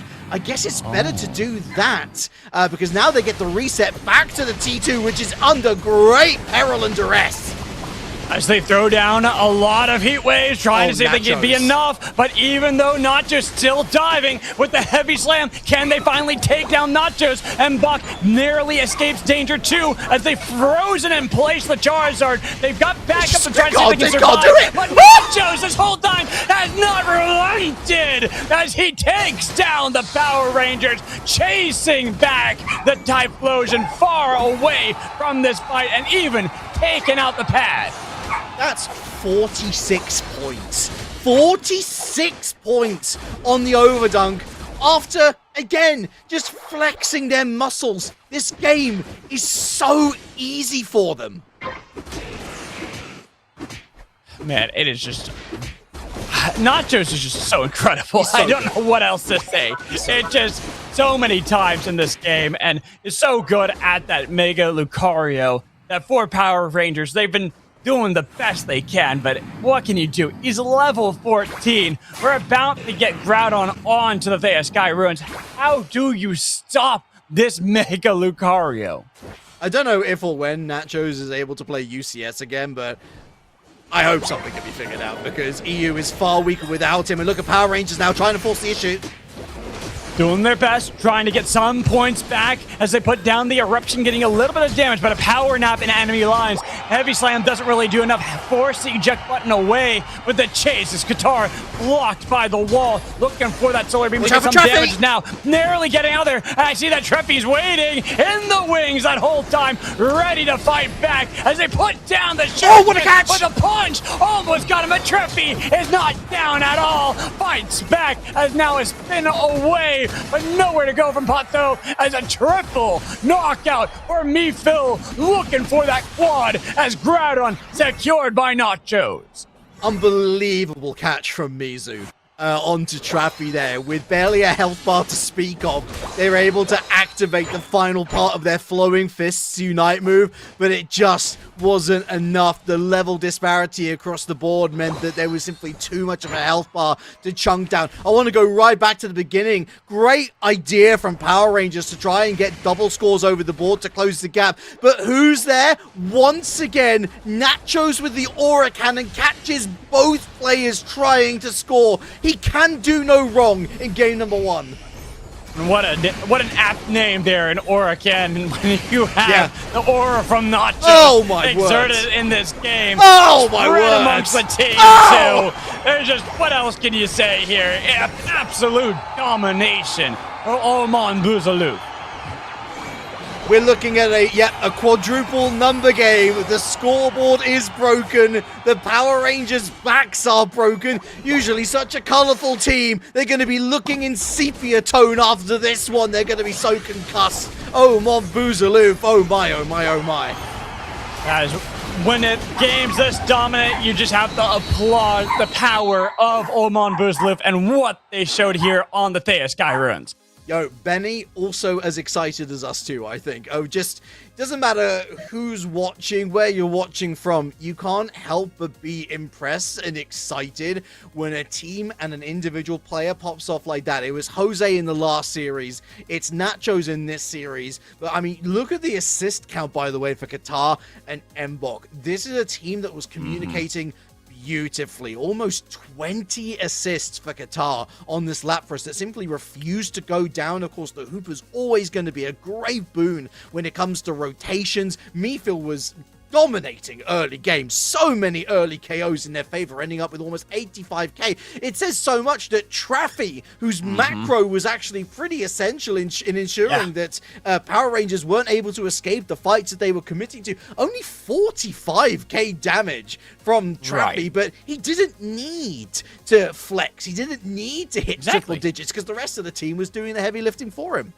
Yeah, he was just there as like an insurance policy. It's like, okay, if something happens to Nachos, if something happens to me, Phil, I'm still here. I can help support. Like in that last fight, I think is a great example. Treffy was not there for most of it because he was waiting in the flank, ready for the retreat of Power Rangers to then collapse upon them, especially if something went awry, and made sure that old Mon Buzaloof just looking absolutely beautiful throughout this game. So where can Power Rangers look to in terms of their own composition? I mean, obviously, they can't select any of these 5 again going into Game 2. Reminder, if you're just joining us, it is All-Star Draft. I think known as Fearless Draft more widely across the esports sphere. And so all 5 of these picks will be unavailable to the Power Rangers. They will be available to Oman Buzaloof, an important distinction to make. It means no Typhlosion, which is unfortunate because I think Pato actually as an individual alongside Mizu on the Urshifu I think they had great games. Wow. They just lacked the level of disruption to slow down Omon Buzaluf enough to claim those KOs that would turn the tide in their favor. I'm glad we got to see the slow-mo there. It was that heat wave taking that knockout, making sure they got the Regice for Power Rangers. But sadly for them, it's the case of what does it matter when you're getting the Regis when you're not able to actually make full use of them because you can't survive what is being thrown at you. These punches from Mega Lucario were doing so much. The Aura Cannons too, to throw back a lot of that damage. I just don't know what else I can say besides continue to praise Nachos. Yeah, it was... I think that Nachos is going to be a significant pain point for Power Rangers because really they were being allowed to get away with too much. They were being allowed to get away, period. And when you're not finding those KOs to sort of disrupt their rhythm and also benefit you, of course, because the longer that they stay up, the more XP you're going to pick up in one go. It's like, it's an insurance policy or something. I guess the good news for Power Rangers is that Nachos doesn't get Mega Lucario this time around. Not that that will matter much, but we do have news through that, interestingly, and this is a rarity in terms of map picks, because often we see Kyogre and Groudon, they tend to be the flips, but Rayquaza, I mean, wow. Hey, I think that offers more opportunity for Power Rangers to potentially get a steal away, because the Rayquaza buff is by far and away the most powerful buff that you'll see in the current rotation of maps. I wonder if that's why they're hoping for not a snowball game, but something where all I have to do is survive until that moment. If they can sneak that away, snake, then they're going to be doing really good for themselves. But here, looking at these bands, and a lot of them looking very similar to the previous game. So we've got to really imagine what now is left, not having to deal with a lot of the things like that Sylveon, the Feraligatr Psyduck, but having Espeon picked right away from Omon Buzaluf. Yeah, I think Power Rangers are going to be upset that they won't have the Blastoise available to them. They can maybe look to take the tree away from Qatar. I think Crustle also a pretty decent selection, all things considered. Yeah, Albanoa, like who was on Eldegoss, they're going to be moving over to the Blissey. So less shield-based, more health-based, although they could also go for the Safeguard Helping Hand build, which we saw earlier today. No, Qatar going for the Umbreon. Okay. That's the one thing I was worried about, is that Umbreon has made its way through the band twice now. The previous game left untouched. This game is picked up by Qatar and such a strong defender. But I love me a Delmise. I feel like not enough players put a respect on what Delmise can do. Yeah, we enjoy a bit of Nautilus, don't we? Delmise is very different, of course. But Traffy from Greninja... different enough, perhaps. Anyway, Mbok will be moving on to Alcremie. We saw a pretty decent Alcremie appearance earlier, and Traffy was hovering the Cinderace. I mean, they're proficient on a lot of these Season 1 attackers, and so, yeah, the Cinderace, I think, not a surprise to me, at least. There's not a lot of tankiness, though, looking at this Omon Buzaluf roster. Of course, Nacho's on the Zacian early game. I mean, just send me to sleep right now. I'll deal with the nightmare and the consequences. Mizu, though... oh, I don't even know which way you go. Ooh, a Decidueye. I mean, I can think of worse. I kind of like it. It kind of goes into what you're saying. There's not the tankiest of Pokemon on the side of Omon Buzaluf. Umbreon's going to be able to absorb a lot of damage, but I think it's really good to have something that can get this consistent damage. I mean, a good Knock too can really take over a fight where those shields you get from the Alcremie might not really matter when you're just constantly getting whittled away and you have a Delmise to lock everyone in that ultimate and have that good wombo combo. Plus, I'm not even mentioning the Miraidon that can still do tons of damage too. Yo, Ray, well, I joke Razor Leaf Decidueye because A, we never see it, and B, it's not particularly good when we do see it. But I'm seeing a very similar composition to to that Electro Drifters Game 1 roster, where there's not a lot of shredding, you know, there's not a lot of, like, in terms of securing objectives and securing KOs, lots of that. Getting the health bar down to a point where you can find that execute, not so much, which is why I think maybe, just maybe, we'll see the Razor Leaf, because otherwise Delmai's not exact. I mean, it takes swings. It's not a shredder. The Miraidon takes swings. It's not a shredder. Omon Buzaloof, though, hey, it's their game to lose, Magical. Maybe the pressure, maybe a bit of arrogance might come to the forefront. We'll have to wait and see. As we have everyone loaded up onto the Sky Ruins, we see where everyone is going. Got our Score Bunny against a nice little Rowlet into our central paths. And then the double EV bot lane, I kind of like that one. I mean, it's not exactly... Hey, we don't have the buff, of course, that you can get with 5 EVs all on the same team. I can't even remember what the actual buff is, but it's clearly not enough to worry these competitive teams. But actually some early good hits here from the Power Rangers. Forces the EVs back, and all amounts to a bit of nothing here, Magical, as Traffy rotates onto top.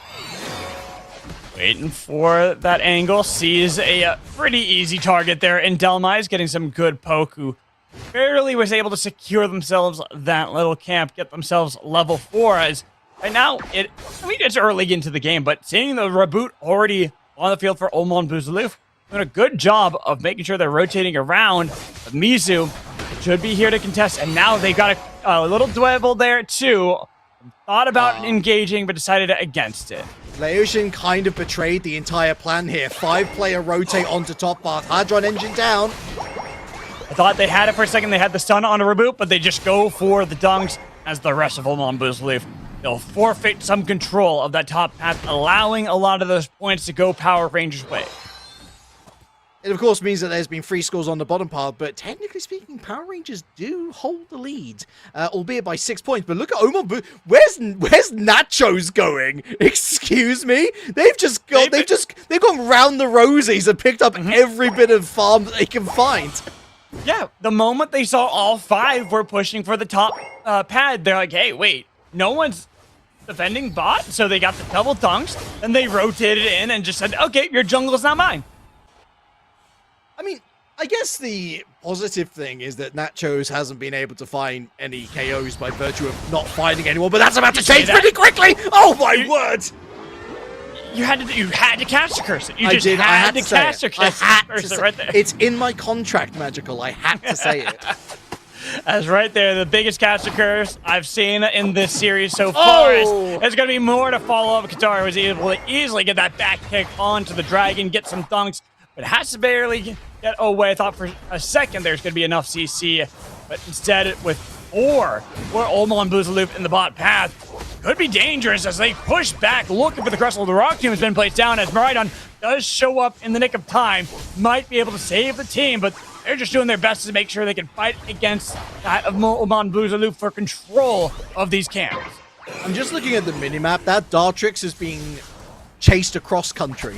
And they might still be taken down by Nachos. Mizu is going to be joined by Delmai's. Meanwhile, of course, we've got this Reg Ice going down. Big side shock. We've got the Cinderace ultimately claiming the Reg Ice. Power Rangers forced back onto pad 3v4. As a 3v4 might be a 2v4. Nice. Crustle's down, and they still have pressure.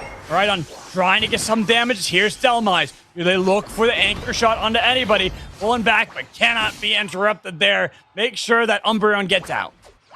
Important roles here for Mizu and Mephil, both with moves that have through collateral. Of course, Mephil with the Psyshock. And as we have just seen confirmed there, Mizu will be running the Spirit Shackle. And so that can deal a lot of burst damage to multiple opponents if it all lines up right, of which, again, the current meta is play together, snowball. So it suits them perfectly. So right now, I don't feel like any team is outright snowballing just yet. Sure. It feels pretty close still, and Power Rangers, even if they're behind a little bit in the points game, the bigger thing for me is the experience that they're behind right now, and they got to start making up for a lot of that. And this could be their chance, but they lose 2 so quickly. How can they? Again, it's the problem of splitting. And Omon Buzaloof catches them with their pants down. First zone crack. They get some free scores on this T2 as well. It's a worry, Magical, because we're still only seeing maxes of level 8s for the Power Rangers. Nachos level 11 besides Traffy on their ADCs. Wow. Oh, man. And that's the big thing. It's like the game's pretty even outside of those experience differences. Anchor shot to try to drag in Nachos, but Decidueye put himself right next to that Cinderace. Treppy easily going to be able to pick it up. It's like for the double on a Crustle. The 5 of Oman Boozaloof now to the bot pad. And Starl trying to lock him down. The knock doing no damage. The shields was keeping him alive for so long as they got the cream there. Healing everyone up the best they can as Umbok trying to get out of there. They did lose the Umbreon, but the fact that they still have 4 alive and Umbreon about to get back, they might be able to fight over Regirock. Man, I gotta say, decent knock. Completely dismissing the warrior, the Fluffy Cream Supreme. I thought that was a great placement. But it's done enough with Umbreon going down to force them back to take the Regirock. And, I mean, now they've got to get some value out of this pad, Magical. I don't think there is... Oh, a Unite move! They've got him! It is. They were able to get Umbok, but nobody else was following up because that Umbreon did a great job of trying to defend. They're getting a lot of damage as the meteors are raining down, but still, somehow, All Creamy survives as Guitar into enemy lines, trying to root him in place because Treppy was waiting. They needed to get him into this bot pad. He's level 13. Oh, huge great psychic work. Solari, Wow. setting up this Cinderace. He is kicking left and right and center and looking for these knockouts. And Oh. guess what? Nachos was never a part of it. And now the Sword Doggo ready to slice down the competition as Shadow Sneak scaring off Guitar. But the win for Oman Boozaloof is massive. One of the most satisfying comms calls I have seen in a hot second, Magical. The Psychic Solare and Traffy knew. Blazing Bicycle me up, baby, because that is all me. Catches 3 KO streak, and now exactly double the score of Power Rangers, and that's before we even dare to take a glance at the level disparity. That Psychic Solare was so good. So perfect to set up that fight. Make it so that Trappy shows up and is like, okay, this is the freest fight of my life. Everything's been gifted to me on a silver platter. Just everything that you would want to see in a team with these names on it. Just picture perfect. And only a minute now left until the final stretch, Magical. But look at the positioning already. Oman Boozaloof are looking at this final Reggie on offer. It's theirs. And they know it is. You would expect nothing less of the reigning champions from the EUL. Or they won last season and looking to see if they can make it back-to-back seasons. And they are looking pretty convincing, if I do say so. Understatement of the evening. Right there. And again, it just lines up perfectly that they're able to set up shop, although they might just want to start the fight now. Looking for Mizu, and now Umbreon's there, waiting for the rest of the team, and they continue to give Trappy all of this fight and all these easy targets on a silver platter. They might be able to respawn back in time. They've left Mbok out front. Obviously, they got that empowered Aeos energy for the Zacian. There's just like... Sorry, blinking and miss it, Magical. Never mind. That melted! I thought that Rayquaza was supposed to take more damage than that. That was so quick. Like you said, blink of an eye, and it was gone. And the power from Rayquaza will be felt by Power Rangers. They chose this, and now they will be the team to suffer the might. They chose this. The architects of their own demise? I don't think so, Magical. I think the architects, the engineers, we're looking at them currently doused in the colors of the purple team. A great composition, but great calls, great communication. Another brilliant Psychic Solare. Power Rangers doing their best to try and rebuff the assault. Oman Boozaloof don't care a jot. Mifil is absolutely incredible on this Espeon. Like, just... I already thought, like, last game was a really good performance already, but just 2 of the most impressive Psychic Solares I've ever seen, and now the BM here, as they have just put Trappy in the center. They don't need anything else right now, but they gotta be careful, because all 5 are pushing top path, and they might at least be able to get some points. Yeah, I mean, I don't even think they have enough points on the map to be able to overturn the advantage that Oman Boozaloof have. We got Mbok. They've gone back to base. They've maybe misclicked, or maybe they just don't care. It's getting closer now, though, but they still realistically, Magical, need to take down one of the Power Rangers. 10 seconds left. It's not going to happen. Let's see. I mean, yeah, no. I was hoping that maybe there were enough, and there's enough AOS energy lying around, but there just wasn't, as you said. And so Oman Buzaloof, with style, will end this series with a 2-0 victory over Power Rangers. It's like, job done. We can put down the controllers. We can relax again. It's one of those. It's why I think some teams, they like to play the villain, right? And again, I touched on it before. Nacho's one of the most controversial figures in EU Unite as a whole. Yeah. That said, and that put off to the side, we have just witnessed why these guys are champions. We've just witnessed why these guys are, again, one of the favorites going into this season of the European League. Every single one of them, to a T, had a role to play. They played it marvelously. They synergized beautifully. Draft was fantastic. Lots of different, attacking options and defensive options. There was never a moment, Magical, where they ever felt like things had spiraled out of control. The one moment I can think of was when Qatar got picked off by Mizu, and that led to the Power Rangers taking a singular Regirock. In the grand scheme of things, it's a nice thing to have. It's not going to win you a game over 10 minutes. And normally this is the section where it's like we talk to the Power Rangers, say, there are ways you don't want to take losses like this one too much to heart, because you got chances. You can learn from this game and learn how to get better, but it's also difficult looking at this kind of game and looking at, we've mentioned before, macro, micro, and how a lot of these top teams, they're going to have really good macro or really good micro. Oman Buzaloof have both. They're so solid at both of them that when you look at how you can take down this team or even just make it a close game, sadly for Power Rangers, there's very little wiggle room.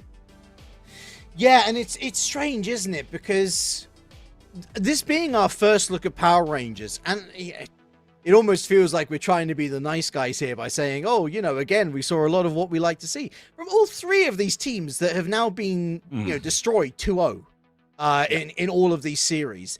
There's things that I like, and I think that, Power Rangers can at least go away and say, well, we didn't get crushed as badly as Electro Drifters did, with Jose and Jirari popping off on one. I think that Power Rangers will look at this series and actually say, look at the things that we did, that we tried to put into practice. We got decent scores away. In terms of the overall comp, I don't think it was that bad. It's just when you're going up against the champs have everything to prove in order to do it again. And moments of the match for me, unbelievable synergy. And I don't know whether that was a call from me, Phil, to say going for it to signal Traffy, or whether that's just second instinct. I wouldn't be surprised if it was the latter, because they are just that experienced and that knowledgeable as to each other's playstyles. Yeah, they just see that. They see this Espeon moving forward, so they're like, okay, it's go time. We have to follow up because we know that they're going to do a great job with that Unite move, which in fact they did. And they all follow up. They have the hands really to back up a lot of their talk and look so good. And for Power Rangers, it's really look at this game and just be like, you were facing the champ. It's going to be a difficult game for you guys. It's just about learning what went wrong and how you can better yourselves each and every game. But we are going to toss it to a break for now as we prepare for our last game of the day. Make sure you stay tuned.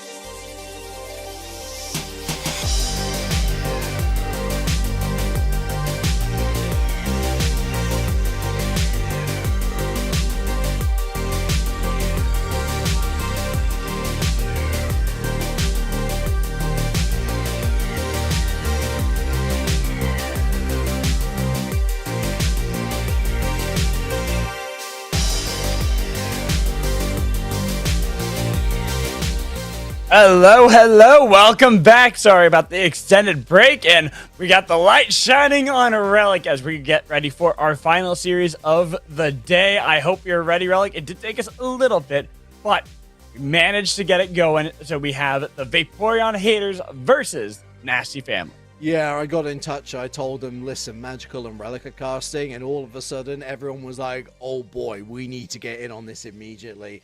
Also, shout out to my complete lack of curtains on one of my windows.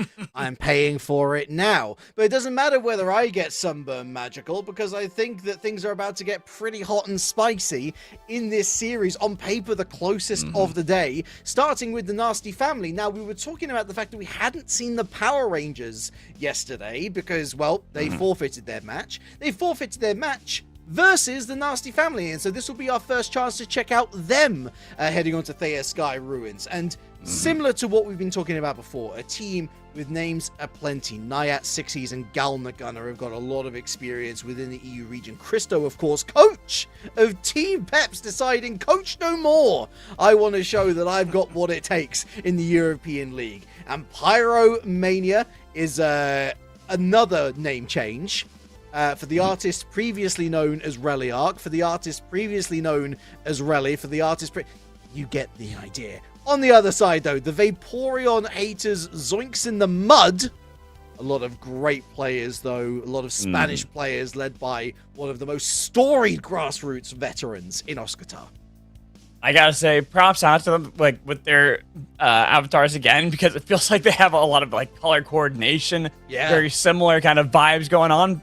And hopefully that speaks to how they're going to play as a team, because, as you said, they are players that we have seen many times before, and should be a very strong team. I mean, Indigo, Danny, Voksho, these are names that we've seen many a times in many other tournaments as well.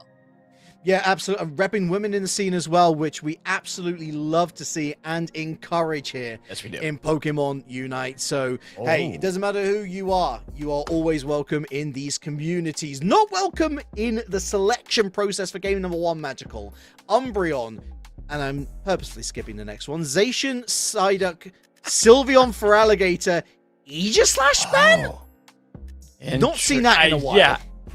Very perplexed by that one, but the immediate pickup of Skeledirge and then, which essentially leaves open Snorlax and Typhlosion to be picked up by the Vaporeon haters, with Mamoswine now picked up by Coach Christo.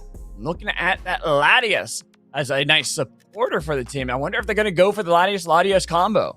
Yeah, so Banana, by the way, almost certainly Nayat in disguise. Going to be interesting to see whether either they or more likely Reliark, I mean, they were Pyromancer, now they're going back to Reliark. Make up your mind, son!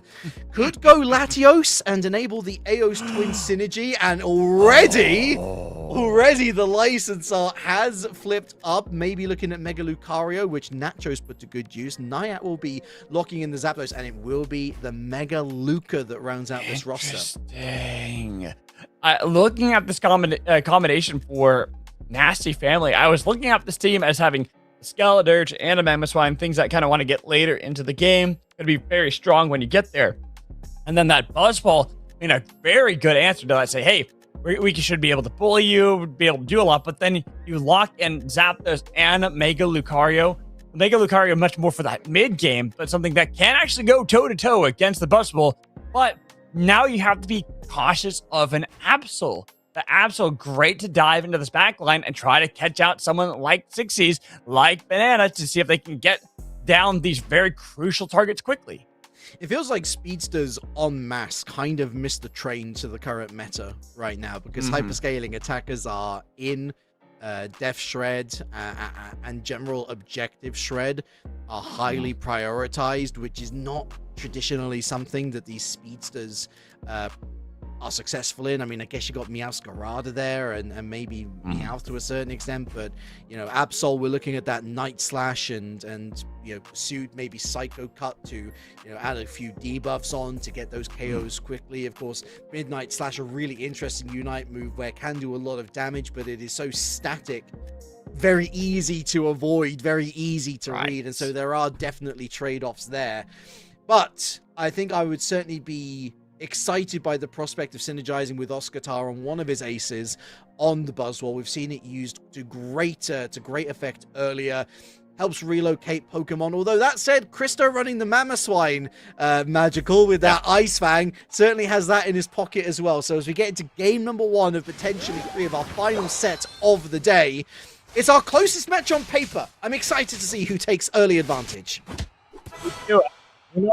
Be our only series that goes for all 3 games. We'll see how that goes. And I think going to be really indicative of how this first game is and how close it is between the two, because both of them have kind of interesting identities to the team. I mentioned that scaling you have on the side of Nasty Family, but there is still that scaling on Vaporeon haters too. Typhlosion is going to be excellent later into the game. It's just, you look at early and you look at Buzzwole, Snorlax, even the Absol, they're going to be very good at getting these early leads as long as they're playing hyper-aggressive. And hyper-aggressive is most certainly the call to action, because they put that Absol central area rather than throwing a 2-stage Evo like your Typhlosion into the central area. Already, dividends abound, early scores, although Voxo is not going to get such an advantage. A little knock up there on Galnagunner on the Latias, but Galnagunner knows not to go too much further, of course. Plenty of danger lies in the tall grass. This Fuecoco, I always am so worried when I watch poor Fuecoco in a situation like that, getting especially if they overextend, but thankfully decided not to go for anything, as we see that it's the top path for Nasty Family gaining advantages for themselves. A lot of time had been spent in this bot path from Absol. We can see more points getting dunked in. In fact, looking to see if they can take that Buzzwole, knock out for Zapdos. It's refreshing to see Naiap back on the attacker role. They've spent so long shackled to support Magical, and so able to flex their wings. We'll be able to see. We'll see whether the Glaceon maybe comes into effect later on. Let's see if that comes into effect later on. I think I lost Relic there. Not quite sure, but we'll just keep seeing how this game's going. As right now, Zapdos going aggressive. I'll gonna pick up that knockout on the Buzzwole, but now Absol shows up in the nick of time, might be able to make that an even trade of 1-for-1.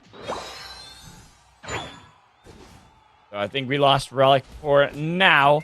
So right now it's just gonna be me, and we'll kind of go through a lot of this and see how these games are going at the moment. And for Vaporeon haters, find themselves in an awkward spot. Especially with the Buzzwole and that Snorlax, I was expecting more aggression from the early game, but they got punished by some great plays out of Nasty Family that have already set up their Lucario, steal away onto the Altaria camps, trying to defend with the help of Snorlax, but an Ice Fang dragging back in, making sure this Zapdos is getting fed these knockouts and looking for another one. Alley-oop scoop onto the bug, and right in the nick of time, because a Reggie is on the table, on the docket for the teams to quickly grab for themselves and see how this is going to turn around for Vaporeon haters. They're looking for anything else on the map that might be able to make it an even trade, because they got themselves at Regieleki, at least not losing all objectives. Nice heavy slam on a gunner, forcing out the eject button. I hear that we do have Relic back. Knock, knock. Who's there? Hey! I'll tell you who's there is Regieleki, because they've hit that T1 zone. Nasty Family, they have put up their defensive bastions, Magical, but not in enough time to deny Vaporeon haters any scores. They've taken that lead, but here comes the response. Trying to get a push back from Nasty Family, as they've got a lot of points lined up and ready to dunk. Trying to make sure they can at least get that overdunk of 40. Now down to 15. Can they actually secure it? They've thrown down damage onto Snorlax. Zapdos great at making sure they get that little bit of extra time so they can get a nice 25 overdunk in the bot path. That's real unfortunate though for the Vaporeon haters. It's so difficult to try and weigh up the pros and cons of full sending. I think ultimately they did choose the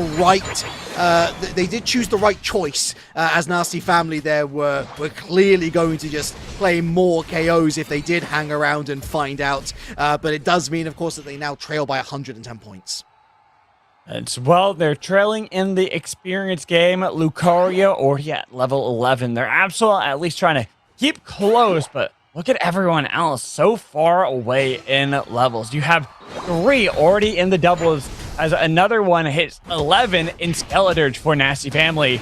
Setting up this fight, and wow, you just see the damage they can deal so quickly. That Buzzwole didn't stand a chance. They put down the Eruption, try to get some damage, try to see if they can combat this Regidrago, but just too much control for the Nasty Family as an eject button used by Danny to get her out of danger. But it's going to be Buzzwole back into the fight, trying once more, this time getting revenge on 2. The double as well. They look to chase Gunner any further. They got to be careful because that's going to be Zapdos right behind him. Nice heavy slam, but this Mega Lucario slammed back. Buzzwole showing who's superior in this one and says, hey, there's a bird we got to squash too. Try to get some damage with the help of those eruptions. And here's the song. What a rousing symphony for Skeledirge to show back in the nick of time and deny the lead Vaporeon haters had. This song discordant for the Vaporeon haters, 2 for the price of 1. Lots of different phases there. I was really worried because Laura unleashing the Midnight Slash to basically no effect, but they roar back into life alongside the Vaporeon haters, but swings and dies. It's a pendulum out there, and now Nasty Family, the ascendancy back on their path. We've got the Lucario still central, but a big push here from Nasty Family, and that's a big overdunk potential here. Only 5 score left on pad. Yeah, they can get a huge 45 if they're able to get 60s there defended, that is. They're looking for the fight instead. Midnight Slash did only a little bit of damage as Gunner is going to be able to get out of their power nap right in front of them. Heavy slam, trying to lock down any targets with the eruptions, doing some damage, sending out the heat waves, looking to burn back and see if they can get 60s. But so much damage. Nice! Aura Blast is able to help secure some more knockouts as they find this Lucario doing a great job. The punches he is throwing out to find the double. I wish I was as good on Mega Lucario as the man who has attempted to steal my name. No, I'm joking. Reliark clearly having a great moment there. It's funny because the Aura Cannon coming from off screen, I'm thinking, oh, that's from an orange player. No, it's not. It's just that Reliark managed to outplan successfully, but oh, wow! The Zapdos gets their Unite move off. There's a free score available, but that window has closed. Great defending from Vaporeon haters. As we do have a Regieleki taken by that Lucario on the bot path, but you need the Lucario with the team if you're looking for that defense, and without them, you can see that Nasty Family are lacking, and now 2 getting caught out. Skeledirge is down, and they're about to make the Mammoths go extinct again. Gunner can't help out. In fact, put himself in a bad spot to block, trying to see if they can get any more. More points are being picked up by the Vaporeon haters, doing a lot to make up from the lack in the early game.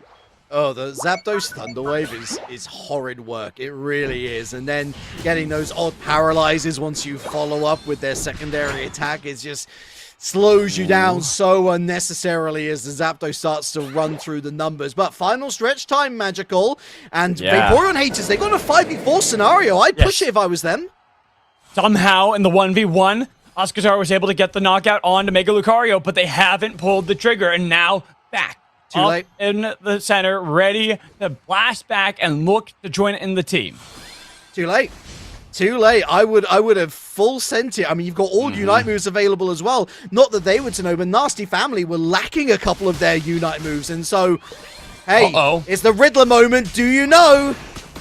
Trying to put up the wall, trying to block. Typhlosion's looking for that angle, but they also know that that Lucario is in the same spot. Heavy slam going wide, trying to get to the back with the power nap, trying to lock down that Zapdos, but this entire time they're blasting back, and look at the Zapdos re-engaging. They put down the heat wave, trying to see if they can burst back anybody, but the Typhlosion then completely caught away, putting down the eruption, doing their best to try to see if they can spin back, but Lockdown has gotten 4 of their attention, but that entire time has been this Lucario putting down the bullet punches. Oh, they got him. Finally taken down. Typhlosion's got it. Vaporeon haters back in this game, looking for Christo, but they gotta get the knockout. This tanky Mammoth doing the best, finally taken down by Absol with a re-engage on a banana. But Zapdos make sure they get one back, and on to Groudon. It's only at 25. They're bursting down. Buzzwole's Oscador get the knockout on the Zapdos, while 60's trying to take down anybody with Gunner. They still need to score. Engage. They got Buzzwole,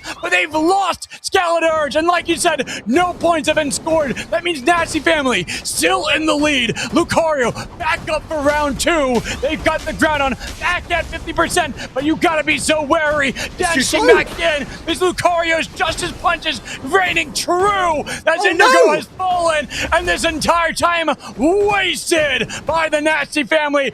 Beautifully done to make sure they keep the lead and take game 1. Bizarre. Catch your breath, by the way. Bizarre. I'm trying to break it down into like one sentence. I think I've got it. Vaporeon haters played it too safe.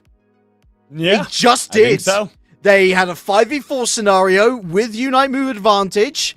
One thing they knew about, the other they didn't. Either way, a 5v4, and you know, at the very least, they knew that Rally was going to be like 10 seconds away. You've just got to full send it, especially that you know that you're the team that's chasing. And then after that, you've got a 2v1 against the Latias. Rally still hasn't rejoined the fight. Full send it bottom path. It's just like... They missed their chance. They missed their chances. Magical. A real disappointment there for Vaporeon haters. Sadly, I agree with you. I don't think there's any... there's plenty that could have been done by Vaporeon haters, but none of it was. They had to play more aggressively, and they played too safe. And by the time they actually fully sent it, it was a back-and-forth fight that all Nasty Family had to do was delay, delay, delay. It didn't matter win or lose. As long as they had enough to make sure no points could be dunked in by Vaporeon haters, they were fine. And you know, there were a couple of moments as well. I mean, I think in particular of Danny, she got stuck in real bad territory, didn't she?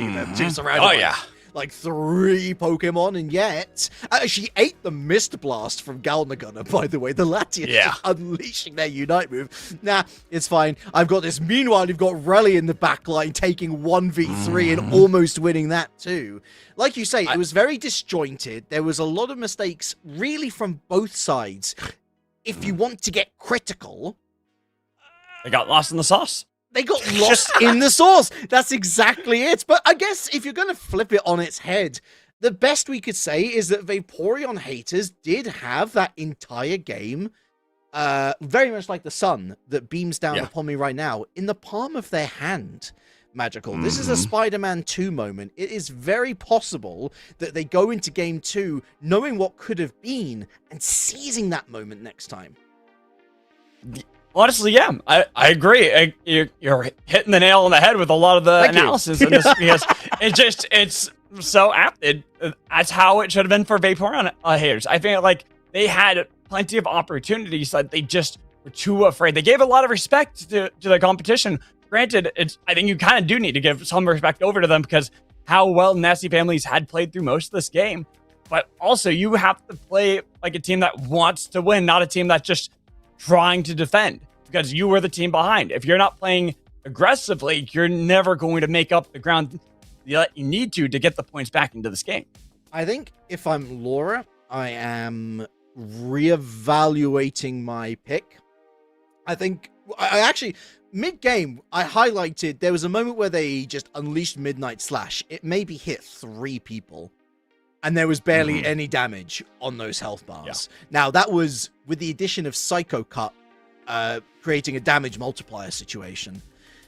And I do wonder whether Lorat was then thinking, well, you know, what's my entranceway here? Like, am I supposed to enter the fight super late so I can confirm KOs? I mean, clearly I'm a sitting target if I go in late. I mean, we see here, for example, they get the Psycho Cut down to Christo. Christo then gets that shielding, I want to say, from the Resonant Shield, right? And but then it's like there's all this delay, and clearly Absol just didn't give Lorat the confidence to go for it. And when your primary attack damage dealer doesn't have confidence, that does trickle down. So, I mean, hey, they're not going to be able to select Absol this time around. It's the nature of All-Star Draft. If you're going to go with a speedster, and if you want, I mean, clearly the playstyle that they want to go for is a bit of a brawler. Hey, I was touching upon Meowscarada earlier. Maybe Meowscarada something to consider going forward. Kind of like that one as well. don't necessarily disagree, but I'm also not necessarily sold on the speedsters just yet. To me, I feel like speedsters are so niche, as you mentioned before. They're in a spot that's just not the best for them in the current meta, that wants more of the hyperscaling, wants more of the thick front line that's difficult to get through. So I'm looking at these bans right now. Aegis banned again here by Nasty Family. That's got to be some sort of pocket pick for Vaporeon haters that they just do not want to deal with. I mean, Oscar is the all-rounder player, so it's got to be them. I mean, look, I am one of Aegis/'s biggest stands, right? I will sell my soul for Aegis/. I believe that he has been criminally underutilized in a lot of metas when there is a lot of joy you can get simply from the King's Shield alone.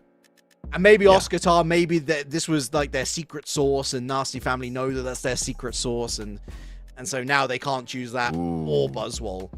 But what they will choose is the Umbreon and the Mew. But hold the phones, folks. Recently hot off the buffs, Quaquaval enters the fray. Now that's an interesting one here for Gunnar. The Quaquaval being busted out. I saw it being hovered. I thought it was just like a meme hover there for the side of Nasty Family. No, they grabbed that, and Latios in this one. So while the Latios was in game 1, deciding to go Latios and have that, talk about hyperscaler right there. You go for that build path with the Draco Meteor, you are going to be at one of the scariest threats as long as you're able to get a lot of loose tank. Yeah, a unique hyperscaler in that it doesn't evolve, but it is absolutely dependent on how much farming you can do across the 10 minutes. There's that Surfetched. That's really frightening. Indigo goes onto their ace of the Eldegoss. Naiat rotates onto the Talonflame. Great counter to the Mew. And Relly hovering the Decidueye, of which we saw one earlier, switching over to the Cinderace. Cinderace, okay. That is... I mean, hey, that's a hyperscaler team across the board. And I see Vaporeon haters team as a team that wants to punish early into this game. Yeah, they got early evolutions on their side. They have good damage from Mew and from Surfetch. And they even have an insurance policy for late game scaling in Greninja. I think they can afford to do that. Galarian Farfetch'd is pretty solid. Early lane, actually. I mean, I would say it hits like a freight train. More accurately, it hits like a really giant leak. The size of a train. The size of a train, yes, exactly. There are no brakes. I don't know who goes center for Nasty Family. I guess Naiat. I guess Naiat goes central area. It's gotta be. Yeah. Yeah. I'd be very surprised if you don't send a Talonflame into Central Path. And then for Vaporeon haters, that Greninja, well, I mean, the Surfetch too. Both of them, I'd go for Surfetch, actually. Put that in Central Path. So I got to give a lot of early game action to the side of Vaporeon haters. But I've also said that today and had the team that was supposed to scale absolutely destroy the early game. So I'm curious to see how Nasty Family approach this. So here's the... So what's Galna gonna run? I mean, keep in mind, Galna Gunner was the support last time. I say support. Galna Gunner was the Latias last time, which the support by license are more accurately a defender all-rounder type. Yeah. Well, I mean, what are we running here? So we're running Razor Claw, we're running Weakness Policy, and we're running Attack. Wait, I mean, that's an attack-minded Quaquaval. That's not like a support Quaquaval by any stretch of the imagination. It's a wild card. We've not really seen Quaquaval in a competitive setting before. So, hey, we're all going to find out something new. We're going to find out whether Quaquaval is worth the hype. This is asking a Quaquaval game. Very excited to see how it will perform here for Nasty Family, who do have the lead. 1-0 out of Vaporeon haters. Vaporeon haters, I do like this composition a lot for them. Great tank busting possibilities out of the Surfetch. Great damage from range from Mew, as well as having that Greninja as a good insurance policy for late game scale. So, of course, with that weakness policy, they'll be hoping that Quaxley can get a little bit more damage off, certainly than that first encounter would suggest. The K opener going to the Gossifler. That was, so it wasn't actually Nyack going for the central area. Nyack was going for the invade, allowing Relly to go central area. It's kind of low-key paid off as they get a KO back the other way against that Galarian Farfetch'd. But here's that Froakie coming up from the central area now. Lorat turning up a little bit early, getting that Evo, finding the KO alongside Indigo onto the Squirtle who sent back to the Pokemon Center. It's carnage! So many KOs across the park! I guess they are just picking up where they left off in that last game where we saw the chaos of the final fight lasting nearly a whole minute and going into this game and just doing the same. Fighting, and fighting again as they look to see if they can get that knockout, but Indigo barely was able to get back to the pad, and they turn it around for Frogadier to get the knockout on it to the Fletchling.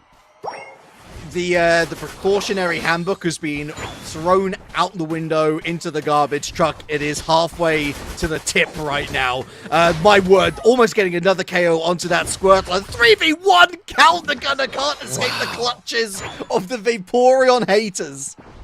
Also, didn't even mention that this time we are having the Kyogre map. Yes. So, it's mostly been Groudon. We had one game earlier of Rayquaza, and this time, Kyogre, which could possibly be for the final game of the day, unless Vaporeon haters are able to navigate this one well and bring us to our first game 3 of the day. A lot more tall grass. That's going to suit Relly and Nyack in theory. What is happening right now? Fights. It just fights. Over and over again fights. Waxwell couldn't find that knockout, and Mew picking up that while we watch in the camera action, this Surfetch slicing apart the poor turtle. War Turtle down, and now, almost getting the dunks, but the Fletchinder showing up just in the nick of time to stop the bird, but both birds are very low. But one has a sword and takes them down by poking them in the face with it. While we look at this fight, Gunner will lose their life as it pushes from Vaporeon haters everywhere. While we look back into the top path and the shields from the Surfetch trying to see if he can take down the turtle again, but he's getting pushed back. Needs to wait. Nice knockout in the nick of time to get Blastoise evolution. Skullbatch into the evolution. Not only was it a good pick, it looked cool as well, but there's been so much value gained on the bottom path because of Oscatar's exploit. A big distraction means that the Regice goes into the hands of the Vaporeon haters. That's the green light for Nasty Family to turn and burn on this Regieleki.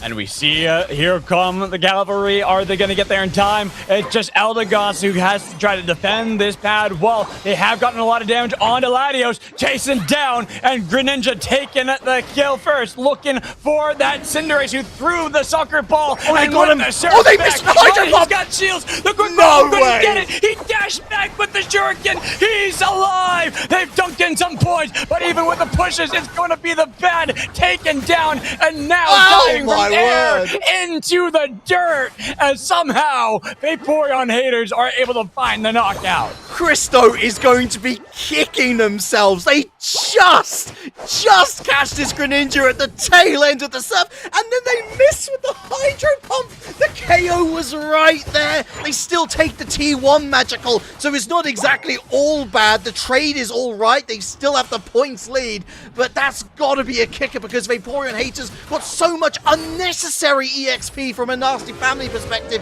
out of that, and now here comes a 37-point overdunk for them to take the lead. Oh man, this is a chaotic game, and it just does not stop. They don't stop coming, and they don't stop coming. Back to the ground, I hit the ground running. Gotta get some Smash Mouth in this one because they're just smashing faces together over and over again. It's just carnage. It's as I say, all safety locks have been just destroyed, dismantled. Solar Beam. Here comes the Eon Blast, and Indigo's gonna eat it. My goodness. Wow, just saying. All right, you don't have enough damage just yet. Picks up knockout after knockout as they get that. Latios couldn't escape from Mew's range. And Vaporeon haters, somehow, they're navigating this chaos, and they keep coming out with these little leads over and over again that are starting to mount up one after another as Nasty Family doing their best to mitigate that, get what they can back. But you can see this Talonflame struggling. Nice push, drags the Eldegoss back to make sure they can get the knockout. Now Fly trying to get on Mew, but Mew invulnerable, trying to evade them. Surfetch had taken the Reggie Rock. Well, he might have to back up the team, but we can see the Carnival dance as they try to get something back and getting a little bit of damage on the Volkshow, but just not enough when you already have the double from Oscator as the Surfetch helps get a double kill over to Greninja as well. Where was this, Vaporeon haters? Where was this in game one? Shout out to the Carnival Splash that came in, I don't know, about 30 seconds too early. There was a beautiful moment to actually use it, of which didn't really matter. Oscatar shredding through these defenses, level 13 leading the lobby with that Greninja, and that's really the biggest cause of concern now for the Nasty Family. Not a lot of yellow dots on the map because of how all over the map this tussle has been, but they are really struggling in that level department. Still got a level 9 Quaquaval, excuse me? And I'm not exactly sure what was hoped for there from Nasty Family as well. Those Draco Meteors are starting to do a lot, though, and with the help of a bicycle kick out of this Cinderace, it is kind of wild to see how even still Nasty Family are picking up kills. Maybe Quaquaval was the support all along. Wow, important T1 crack for the Vaporeon haters, so both T1s now down for Nasty Family. There goes Gunnar trying to chase, but so slow and not a lot of health regen either. Again, sliced down by, worth noting, a Surf Greninja, so slightly different from the Water Shuriken that we saw in a previous set. Lorat going with the Surf, of course, which means that once you hit a certain threshold of the health bar, Surf not only gets the execute, but he gets a reset on the move too. With how Vaporeon haters are playing too, that fits perfectly with what is going on. They are playing chaotic and all over the place. When one goes in, the rest love to just follow right behind them. You got to be careful because you can get punished right here. 40 points attempted to get dunked will go through. But now how do you get out of this one?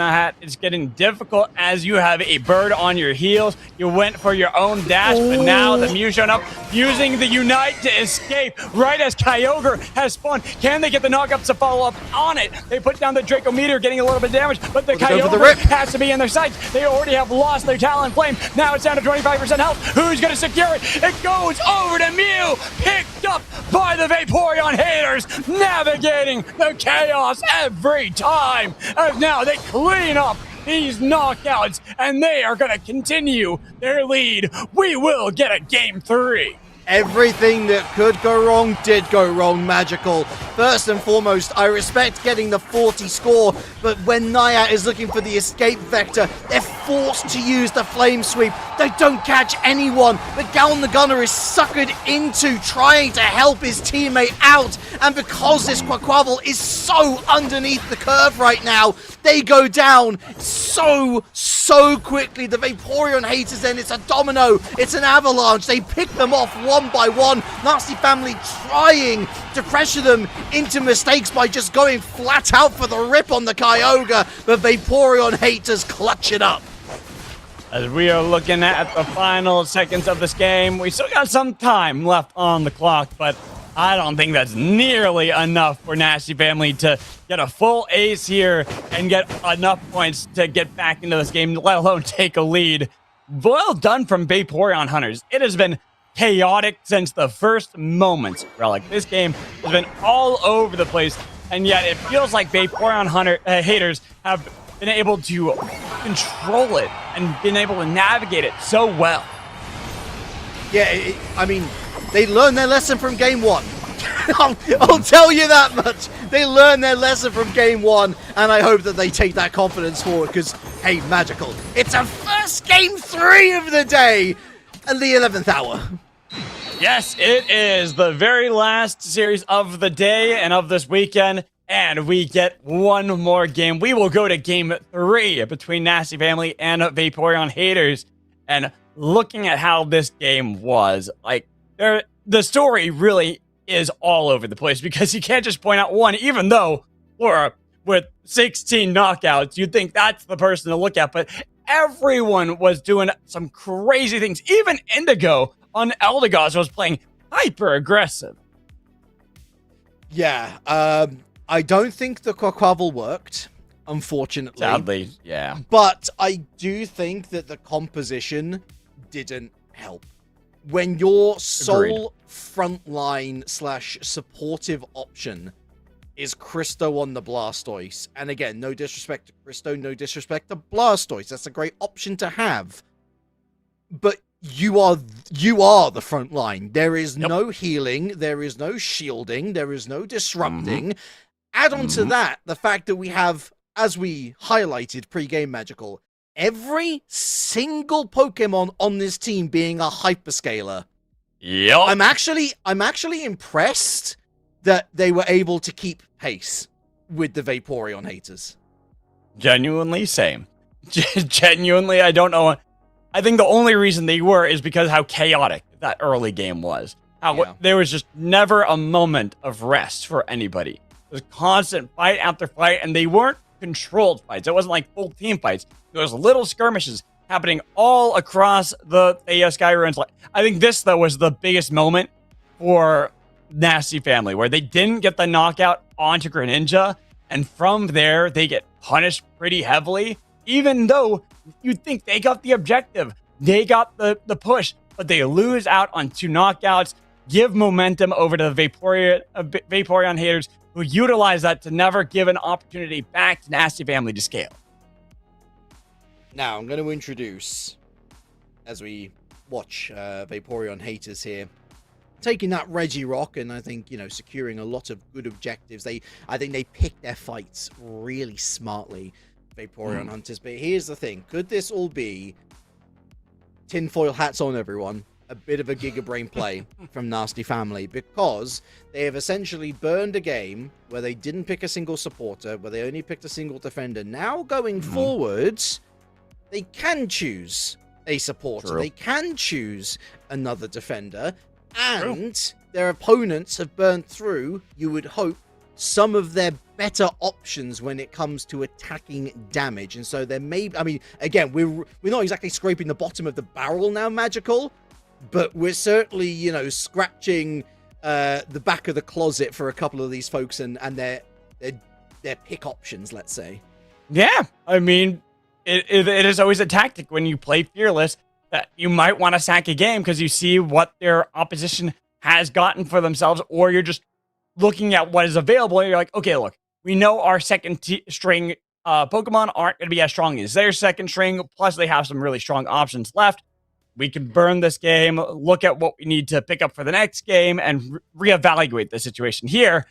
I did think that it was going to get stolen by 60s. I was ready for that to be sniped away by 60s or taken away by Cinderace here.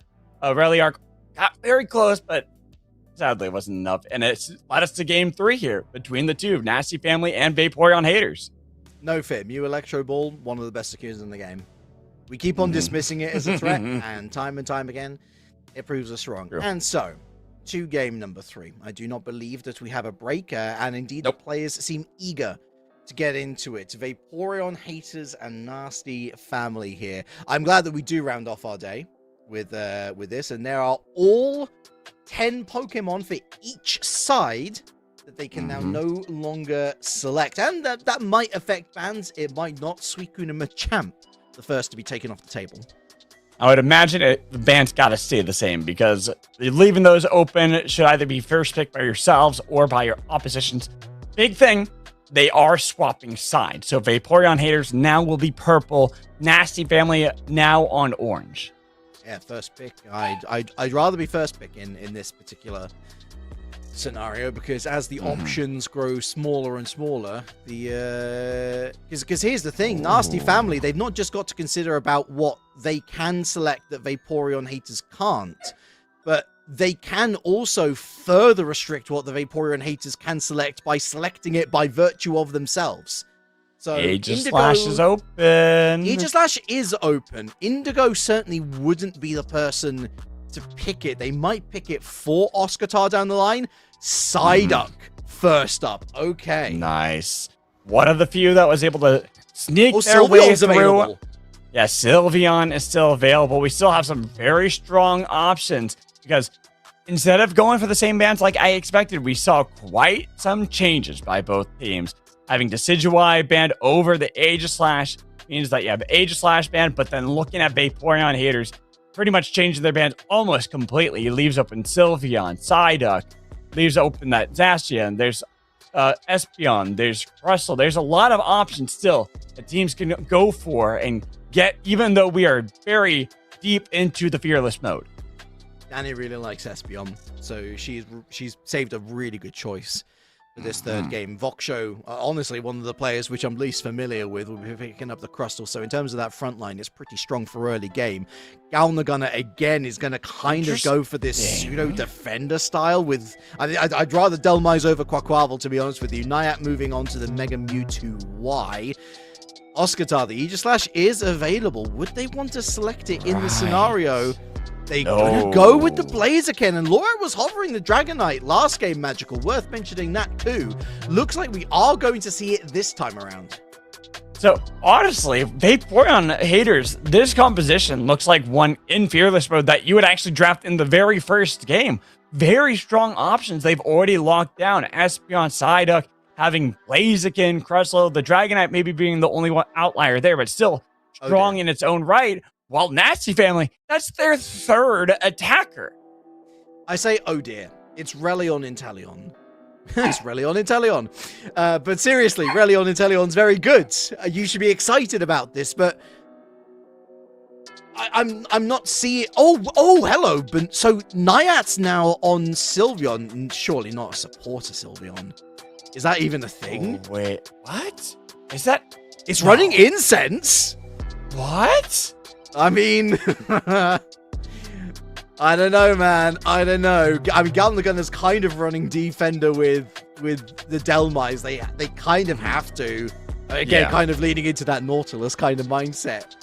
But again, no, I don't know. It just doesn't feel right without a green or a yellow background on any of them. Right. That's what I was saying. Third attacker drafted by Nasty Family.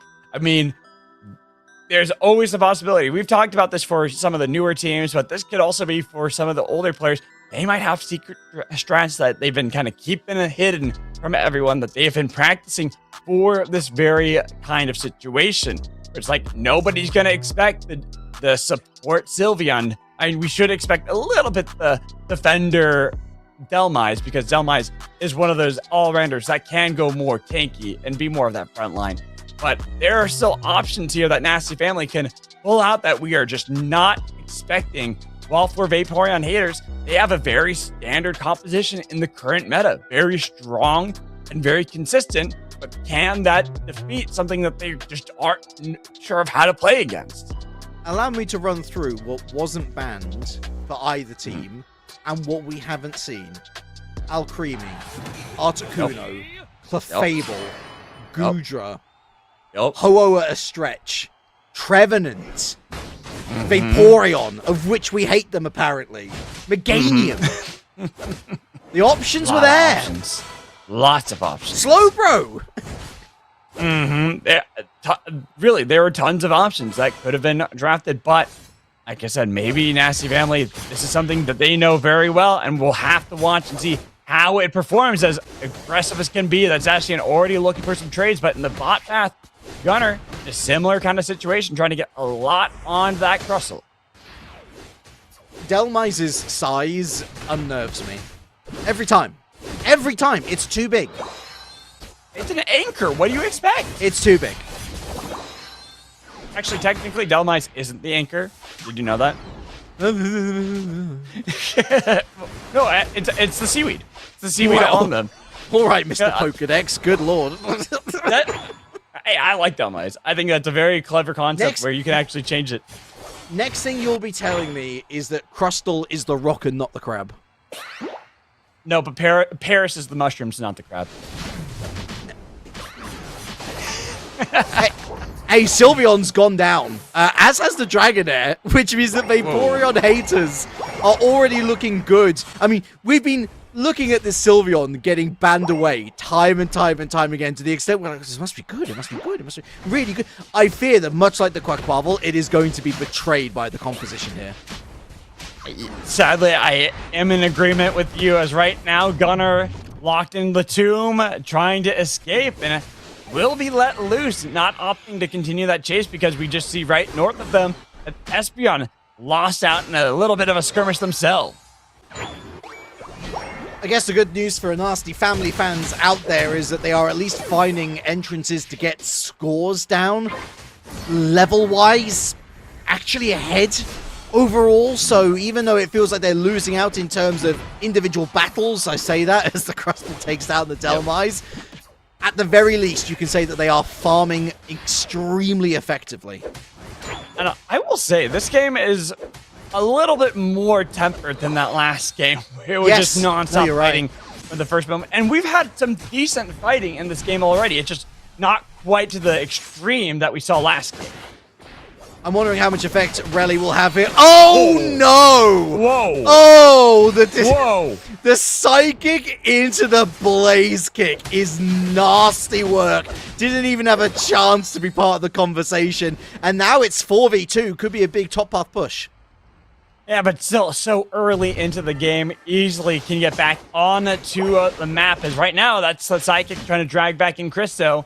And making sure they leave that top pad at as low of points as possible to get a good overdunk soon.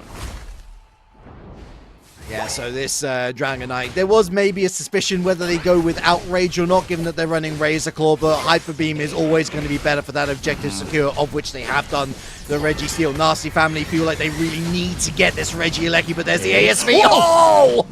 Snipe was able to get the knockout. Now Ragnar going to be the next target in the Rock Tomb, while Mewtwo Y had already secured the Regieleki, but no secure of your own life. Then the Sword Dog too late.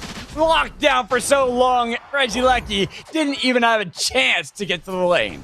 The only positive thing about that entire encounter is that they denied Vaporeon haters the Regieleki. It just means that the scoring is going to be slower. Never. Whoa. Reliark! Oh, playing Call of Duty out here with those snipes. Absolutely godlike. And leading the lobby with levels now. I was saying, oh, Relion is Reliant Teleon, you know, this is gonna, I would be scared. Maybe we should still be scared. Maybe I've been undervaluing just how good Reli is on this Pokemon. I mean, we'll have to see. As long as you can defend that Inteleon, there's always a chance with those snipe shots from downtown. But when you're losing your team, it can't even get into the central path too easily as you get Psychic by Indigo. Forced to see if he can grapple out of there. Can't even steal away the buff. It's going to feel good, though. It's going to feel really good. Even though Vaporeon haters now have a solid points lead, but that's real trouble for Naya. Oh, my word! The Hyper Beam took out half the health bar. Valkshow has been on point with these Rock Tombs, too. To set up a lot of the follow-up. Another Nice Rock Tomb. Like, we've just been watching that over and over again from Valkshow, constantly with these pixel-perfect Rock Tombs. And a really nice disengage. Of course, that Rock Tomb, even though it's the other way, they're not trying to catch them. They're just trying to slow them. And look, I mean, look at this T1 zone, Magical. There's a great opportunity for Overdunk up here as well. Of which there goes the Unite move, the Seaweed Snare, but it doesn't, well, I mean, it catches someone, but it doesn't lead to any follow-up. Because no teammates were there. Now Mewtwo going to suffer because of it. Nice snipe from Reliark again, making sure they can clean up something. But you got to be so cautious. That's the Rebel Rouser. It was good for the Reggie on Sylveon. Oh, they did get it. Did get it. It goes the way of the Nasty family, but they got to make sure they're being careful. Oh, never mind. Reliark snipe shots destroy Vaporeon haters. If Nasty Family lose this game, it is not on Reliark's shoulders. They are popping off. This is a huge performance right now, where every other snipe shot, it feels like, is finding its mark. And doing tons of damage, too. Just that Psyduck was half health. Like, that was brutal for how much damage these snipe shots are doing, setting up Nasty Family to get back into this game. We are getting ever closer to the Groudon. Nice anchor shot was able to drag in the Blaziken. So now getting themselves a casualty and picking up some more momentum. That's a lot better from Ghatlue. They've got that spyglass there and using it to good effect. Nice X's. Oh my, how is the station still up? They've wasted a Sovereign Sword. I mean, I guess you might as well use it now, right? But the Psylocke's going to go down. That's over half the team. They're going to pick up the Reggie Drago. Blaziken will be on this bottom path, Magical, and they will not be able to score that 50 because of his presence. Well, not for now, at least, anyway. I can't tell you how in the world Nasty Family are still in this game and making it look close. It is just incredible how much one Pokemon like Inteleon can do for the team when played to perfection. Oh, big push top path here. Christo deep in the source. Finds the KO onto that Espeon, sent back to the Pokemon Center. Lorat's going to go for the Hyper Beam into the Metal Claw. Nope, Nice. denied. Denied completely. Laura's like, nah, I'm at the late game. I'm Dragonite. I can chase you down pretty easily. Didn't have enough stacks either on that Aeos energy. And now Sylveon getting caught out as well. This is a terrible time to get caught out as we are about to lose that top pad. And we get another Reggie ready to spawn. Indigo's crushing it on this side, though. She's having so much of an impact with these psychics. Combine that with, as you rightly pointed out earlier, Voksha, with these rock tombs on the Crustal. It's a great frontline Magical, and they've been able to do this since minute 1. Yeah, and it has just led them to this point where they have this lead, and we are about to get Groudon spawning up. They are already set up and just waiting while Nasty Family, they have to find some sort of miracle. It's got to be Reliark snipes shots again that are able to help drag this team back in because they're already starting to fight. Here's the Rebel Rousing trying to get them with the Rock Tomb. They've locked down the Mewtwo, but they've lost the Dragonite. The Dragonite got the pick, and now with a double knockdown, the Psychic Solari doing so much with these snipe shots. It's too late because you got chased down. Beautifully executed by Vaporeon haters, not even losing a single Mon in that fight. Case study for you ranked rousers out there. Never leave the defender or the supporter at home. This is exactly why as soon as Vaporeon got their foot in the door, they weren't stopping. Nasty, I mean, already it was looking bad because Reliark had lost a bit of health. They've taken down the Blaziken. Now it is... Oh, never mind! Double KO might be about to get worse. Oh, man. If it already didn't look over to begin with, after that Groudon fight, it is now confirmed. This is over. Vaporeon haters bringing this game and looking strong with this composition. And even though it had to go to game 3, they have been able to bounce back in the last 2 games, looking undefeatable, as though that game 1 never happened. I cannot imagine that this is simply an issue of they ran out of Pokemon that they were comfortable with. Again, Niat has run support on multiple EU teams for the last couple of years. I wouldn't have minded if they'd gone for something experimental, like a more defensive-minded Delmise, like some sort of weird hybrid support Sylveon, but they just didn't. Magical. It feels like Nasty Family has thrown this away, but credit to Vaporeon hunters. They have claimed this victory handedly. 2-1 victory for the Vaporeon haters to get them towards the top of the standings while Nasty Family. They didn't get a play yesterday, and maybe that's where a little bit of the rush comes in and say, you know what, it's because we didn't get to play that game that made it so that we're at a disadvantage. But either way, Vaporeon haters looked good in games 2 and 3. Yeah, I think they could be really delighted, and especially looking at Voksha and Indigo as this front line. I mean, we've talked to...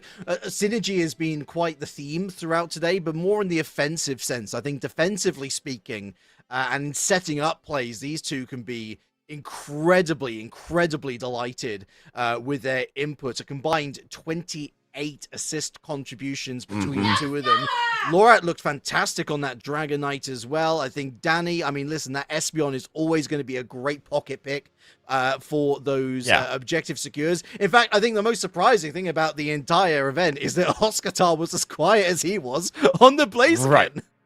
Right. It's more just like, again, you have that insurance policy, something that can scale up into the late game and be great at securing objectives. They held on to that, and they was like, hey, we can use that if we need to. But I feel like Vaporeon haters, that game was more of just, they all executed very well on what they needed to in those fights. They all just looked very clean. And for Nasty Family, it felt like it was only really Reliark who kind of was stepping up on the Inteleon, and the other players were just struggling because they didn't have a real identity and a composition. Reliark got as many KOs as the entire rest of his team. And that kind of tells the entire story in of itself. As I said earlier, and I don't think it bears repeating, but I'm going to repeat it nonetheless. So I guess it does bear repeating. This loss is not on Reliark. They played their butt off. They had an incredible game. And it is such a shame that for whatever reason, the rest of the team didn't want to support him appropriately, because as a focal point, as an ADC, can't really ask for much better than that. Right. To me, it came down to a comp diff in this last game. Game 2, it was closer. It was a well fought back and forth. Vaporeon haters just were able to manage the chaos a little better. This one, it was purely a comp diff. It wasn't even the players not being playing well. It was just, it's very difficult to play a stranger kind of composition where it doesn't really have that identity up against one that has a very clear identity and has been very strong, to the point that usually that is a composition you expect in game 1s of Fearless. Yeah, you never want to get too critical, but Nasty, this team do know better. And especially when you've got an IC winning coach as part of your roster, by the way, worth mentioning. I do hope it is not because they're just kind of half vibing and not taking this league seriously, because these people are, there's a wonderful organizers at Unity Clash, and there is a great opportunity for Nasty Family to maybe prove that, hey, this is a roster that we could move forward with. In all seriousness, again, to reference the top of the show, Magical, we are going to find out teams who will be going into what we assume to be open qualifiers in a few months' time? Yeah. It's going to run out eventually, time. Yeah, you just got to keep practicing now and really start showing up, and that's what Vaporeon haters did. I want to really praise them too, because they came into this one and showed a very clear identity, where I'd say even in game 2, their composition, it was good, but it wasn't as clear as this one, and they played this one very well as an entire unit. It wasn't just one player playing out of their mind and the rest of them just playing meh. It was every last one of them looked like a well-oiled machine, played very well together in how they wanted to look for a lot of these fights, even though, sadly, they lose out on the Reg Ice. But you just see how they move, and a lot of it, I think, is off the back of Indigo and off of Voxshow, both of them doing a great job to set up a lot of the fights for the team. I wonder, I'm starting to think more and more about this hypothetical Sylveon support build. Draining Kiss, the slows alone could have done a lot of good work to support Rally on the Inteleon. I mean, he's already a good enough shot. He can play things at 1.5 speed and he'll still hit his targets. But imagine a player of that power getting to hit someone slowed via a Draining Kiss, for example. It's as you say, something for this team to go away and think very hard about, because this might very well be the toss-up, the gatekeeping match for this season, at least on paper, because, hey, there's a lot of really powerful teams out there that they have still got to face going forward. So we have one more thing that we want to show everyone before we wrap up today, and it's been a good day of gameplay for us, so we'll just kind of go over our schedules that we had for today. So you get to see as Rework Esports, they start off strong with their victory. Diff, they also looked really powerful. Omon Bezoluf looked really good in that series, and the one series that we had that was very close was this final one. Yep, I think, it's one of the exciting things about playing the first 2 rounds of the season over one weekend, because now we know REC and Dift and Omon Buzaluf, they've really claimed what we were expecting, that sort of favorite status. It means that all 3 of them exit our first weekend of play 2-0. REC leading the way by game differential. They have had 2 clean sweeps, whereas both Dift and Vaporeon haters, they've had a 2-1. in and amongst their midst. Oman Buzaluf, of course, they have lost, I believe it was to Dift, and so although they have looked very convincing today, they only exit the weekend on a one-on-one, similar to Nasty Family. Nasty Family, their win, though, was a forfeit via Power Rangers, who prop up our standings alongside the Electro Drifters and T-Tar. All three of those teams on 0 and 2, -4, but I do suspect, Magical, better days ahead. Exactly, and that's what we're hoping for a lot of those teams at the bottom, or even for any teams in general. You always want to root for them and see some good games of Unite, but today we saw all those good games of Unite, Relic, and I feel like we are almost ready to get ready for the next weekend. This is the schedule that we will have next Saturday that you can see. I am so excited to watch Electro Drifters versus T-Tar. Personally, I think that is a phenomenal matchup and a real strong, stern test of the Vaporeon haters. I think they'll be very happy exiting this weekend 2-0. They have got a very good opportunity to go 3-0 against Dift, but Dift being one of those favorites, I think that's going to be... It'll be tough. It'll be tough. You know what? I think best case scenario, Vaporeon haters are probably dropping a game there, but whether they can scrounge up 2 wins out of somewhere, well, that's why it's our feature match at the end of the broadcast. Exactly. And I'm excited for that weekend, and we'll have to get through it. We got to get through this week. But thank you, everyone, for joining us here for the European League by Unity Clash 2026. Our first week of play has wrapped up, and we got plenty of more action next weekend. I hope to see you all there. Relic, before we go, anything you'd like to say? Up the Unite. Also, thank you to Bina and Shivam. They've been amazing on production today. And thank you to you for watching. There you go. All right, everyone. You have a good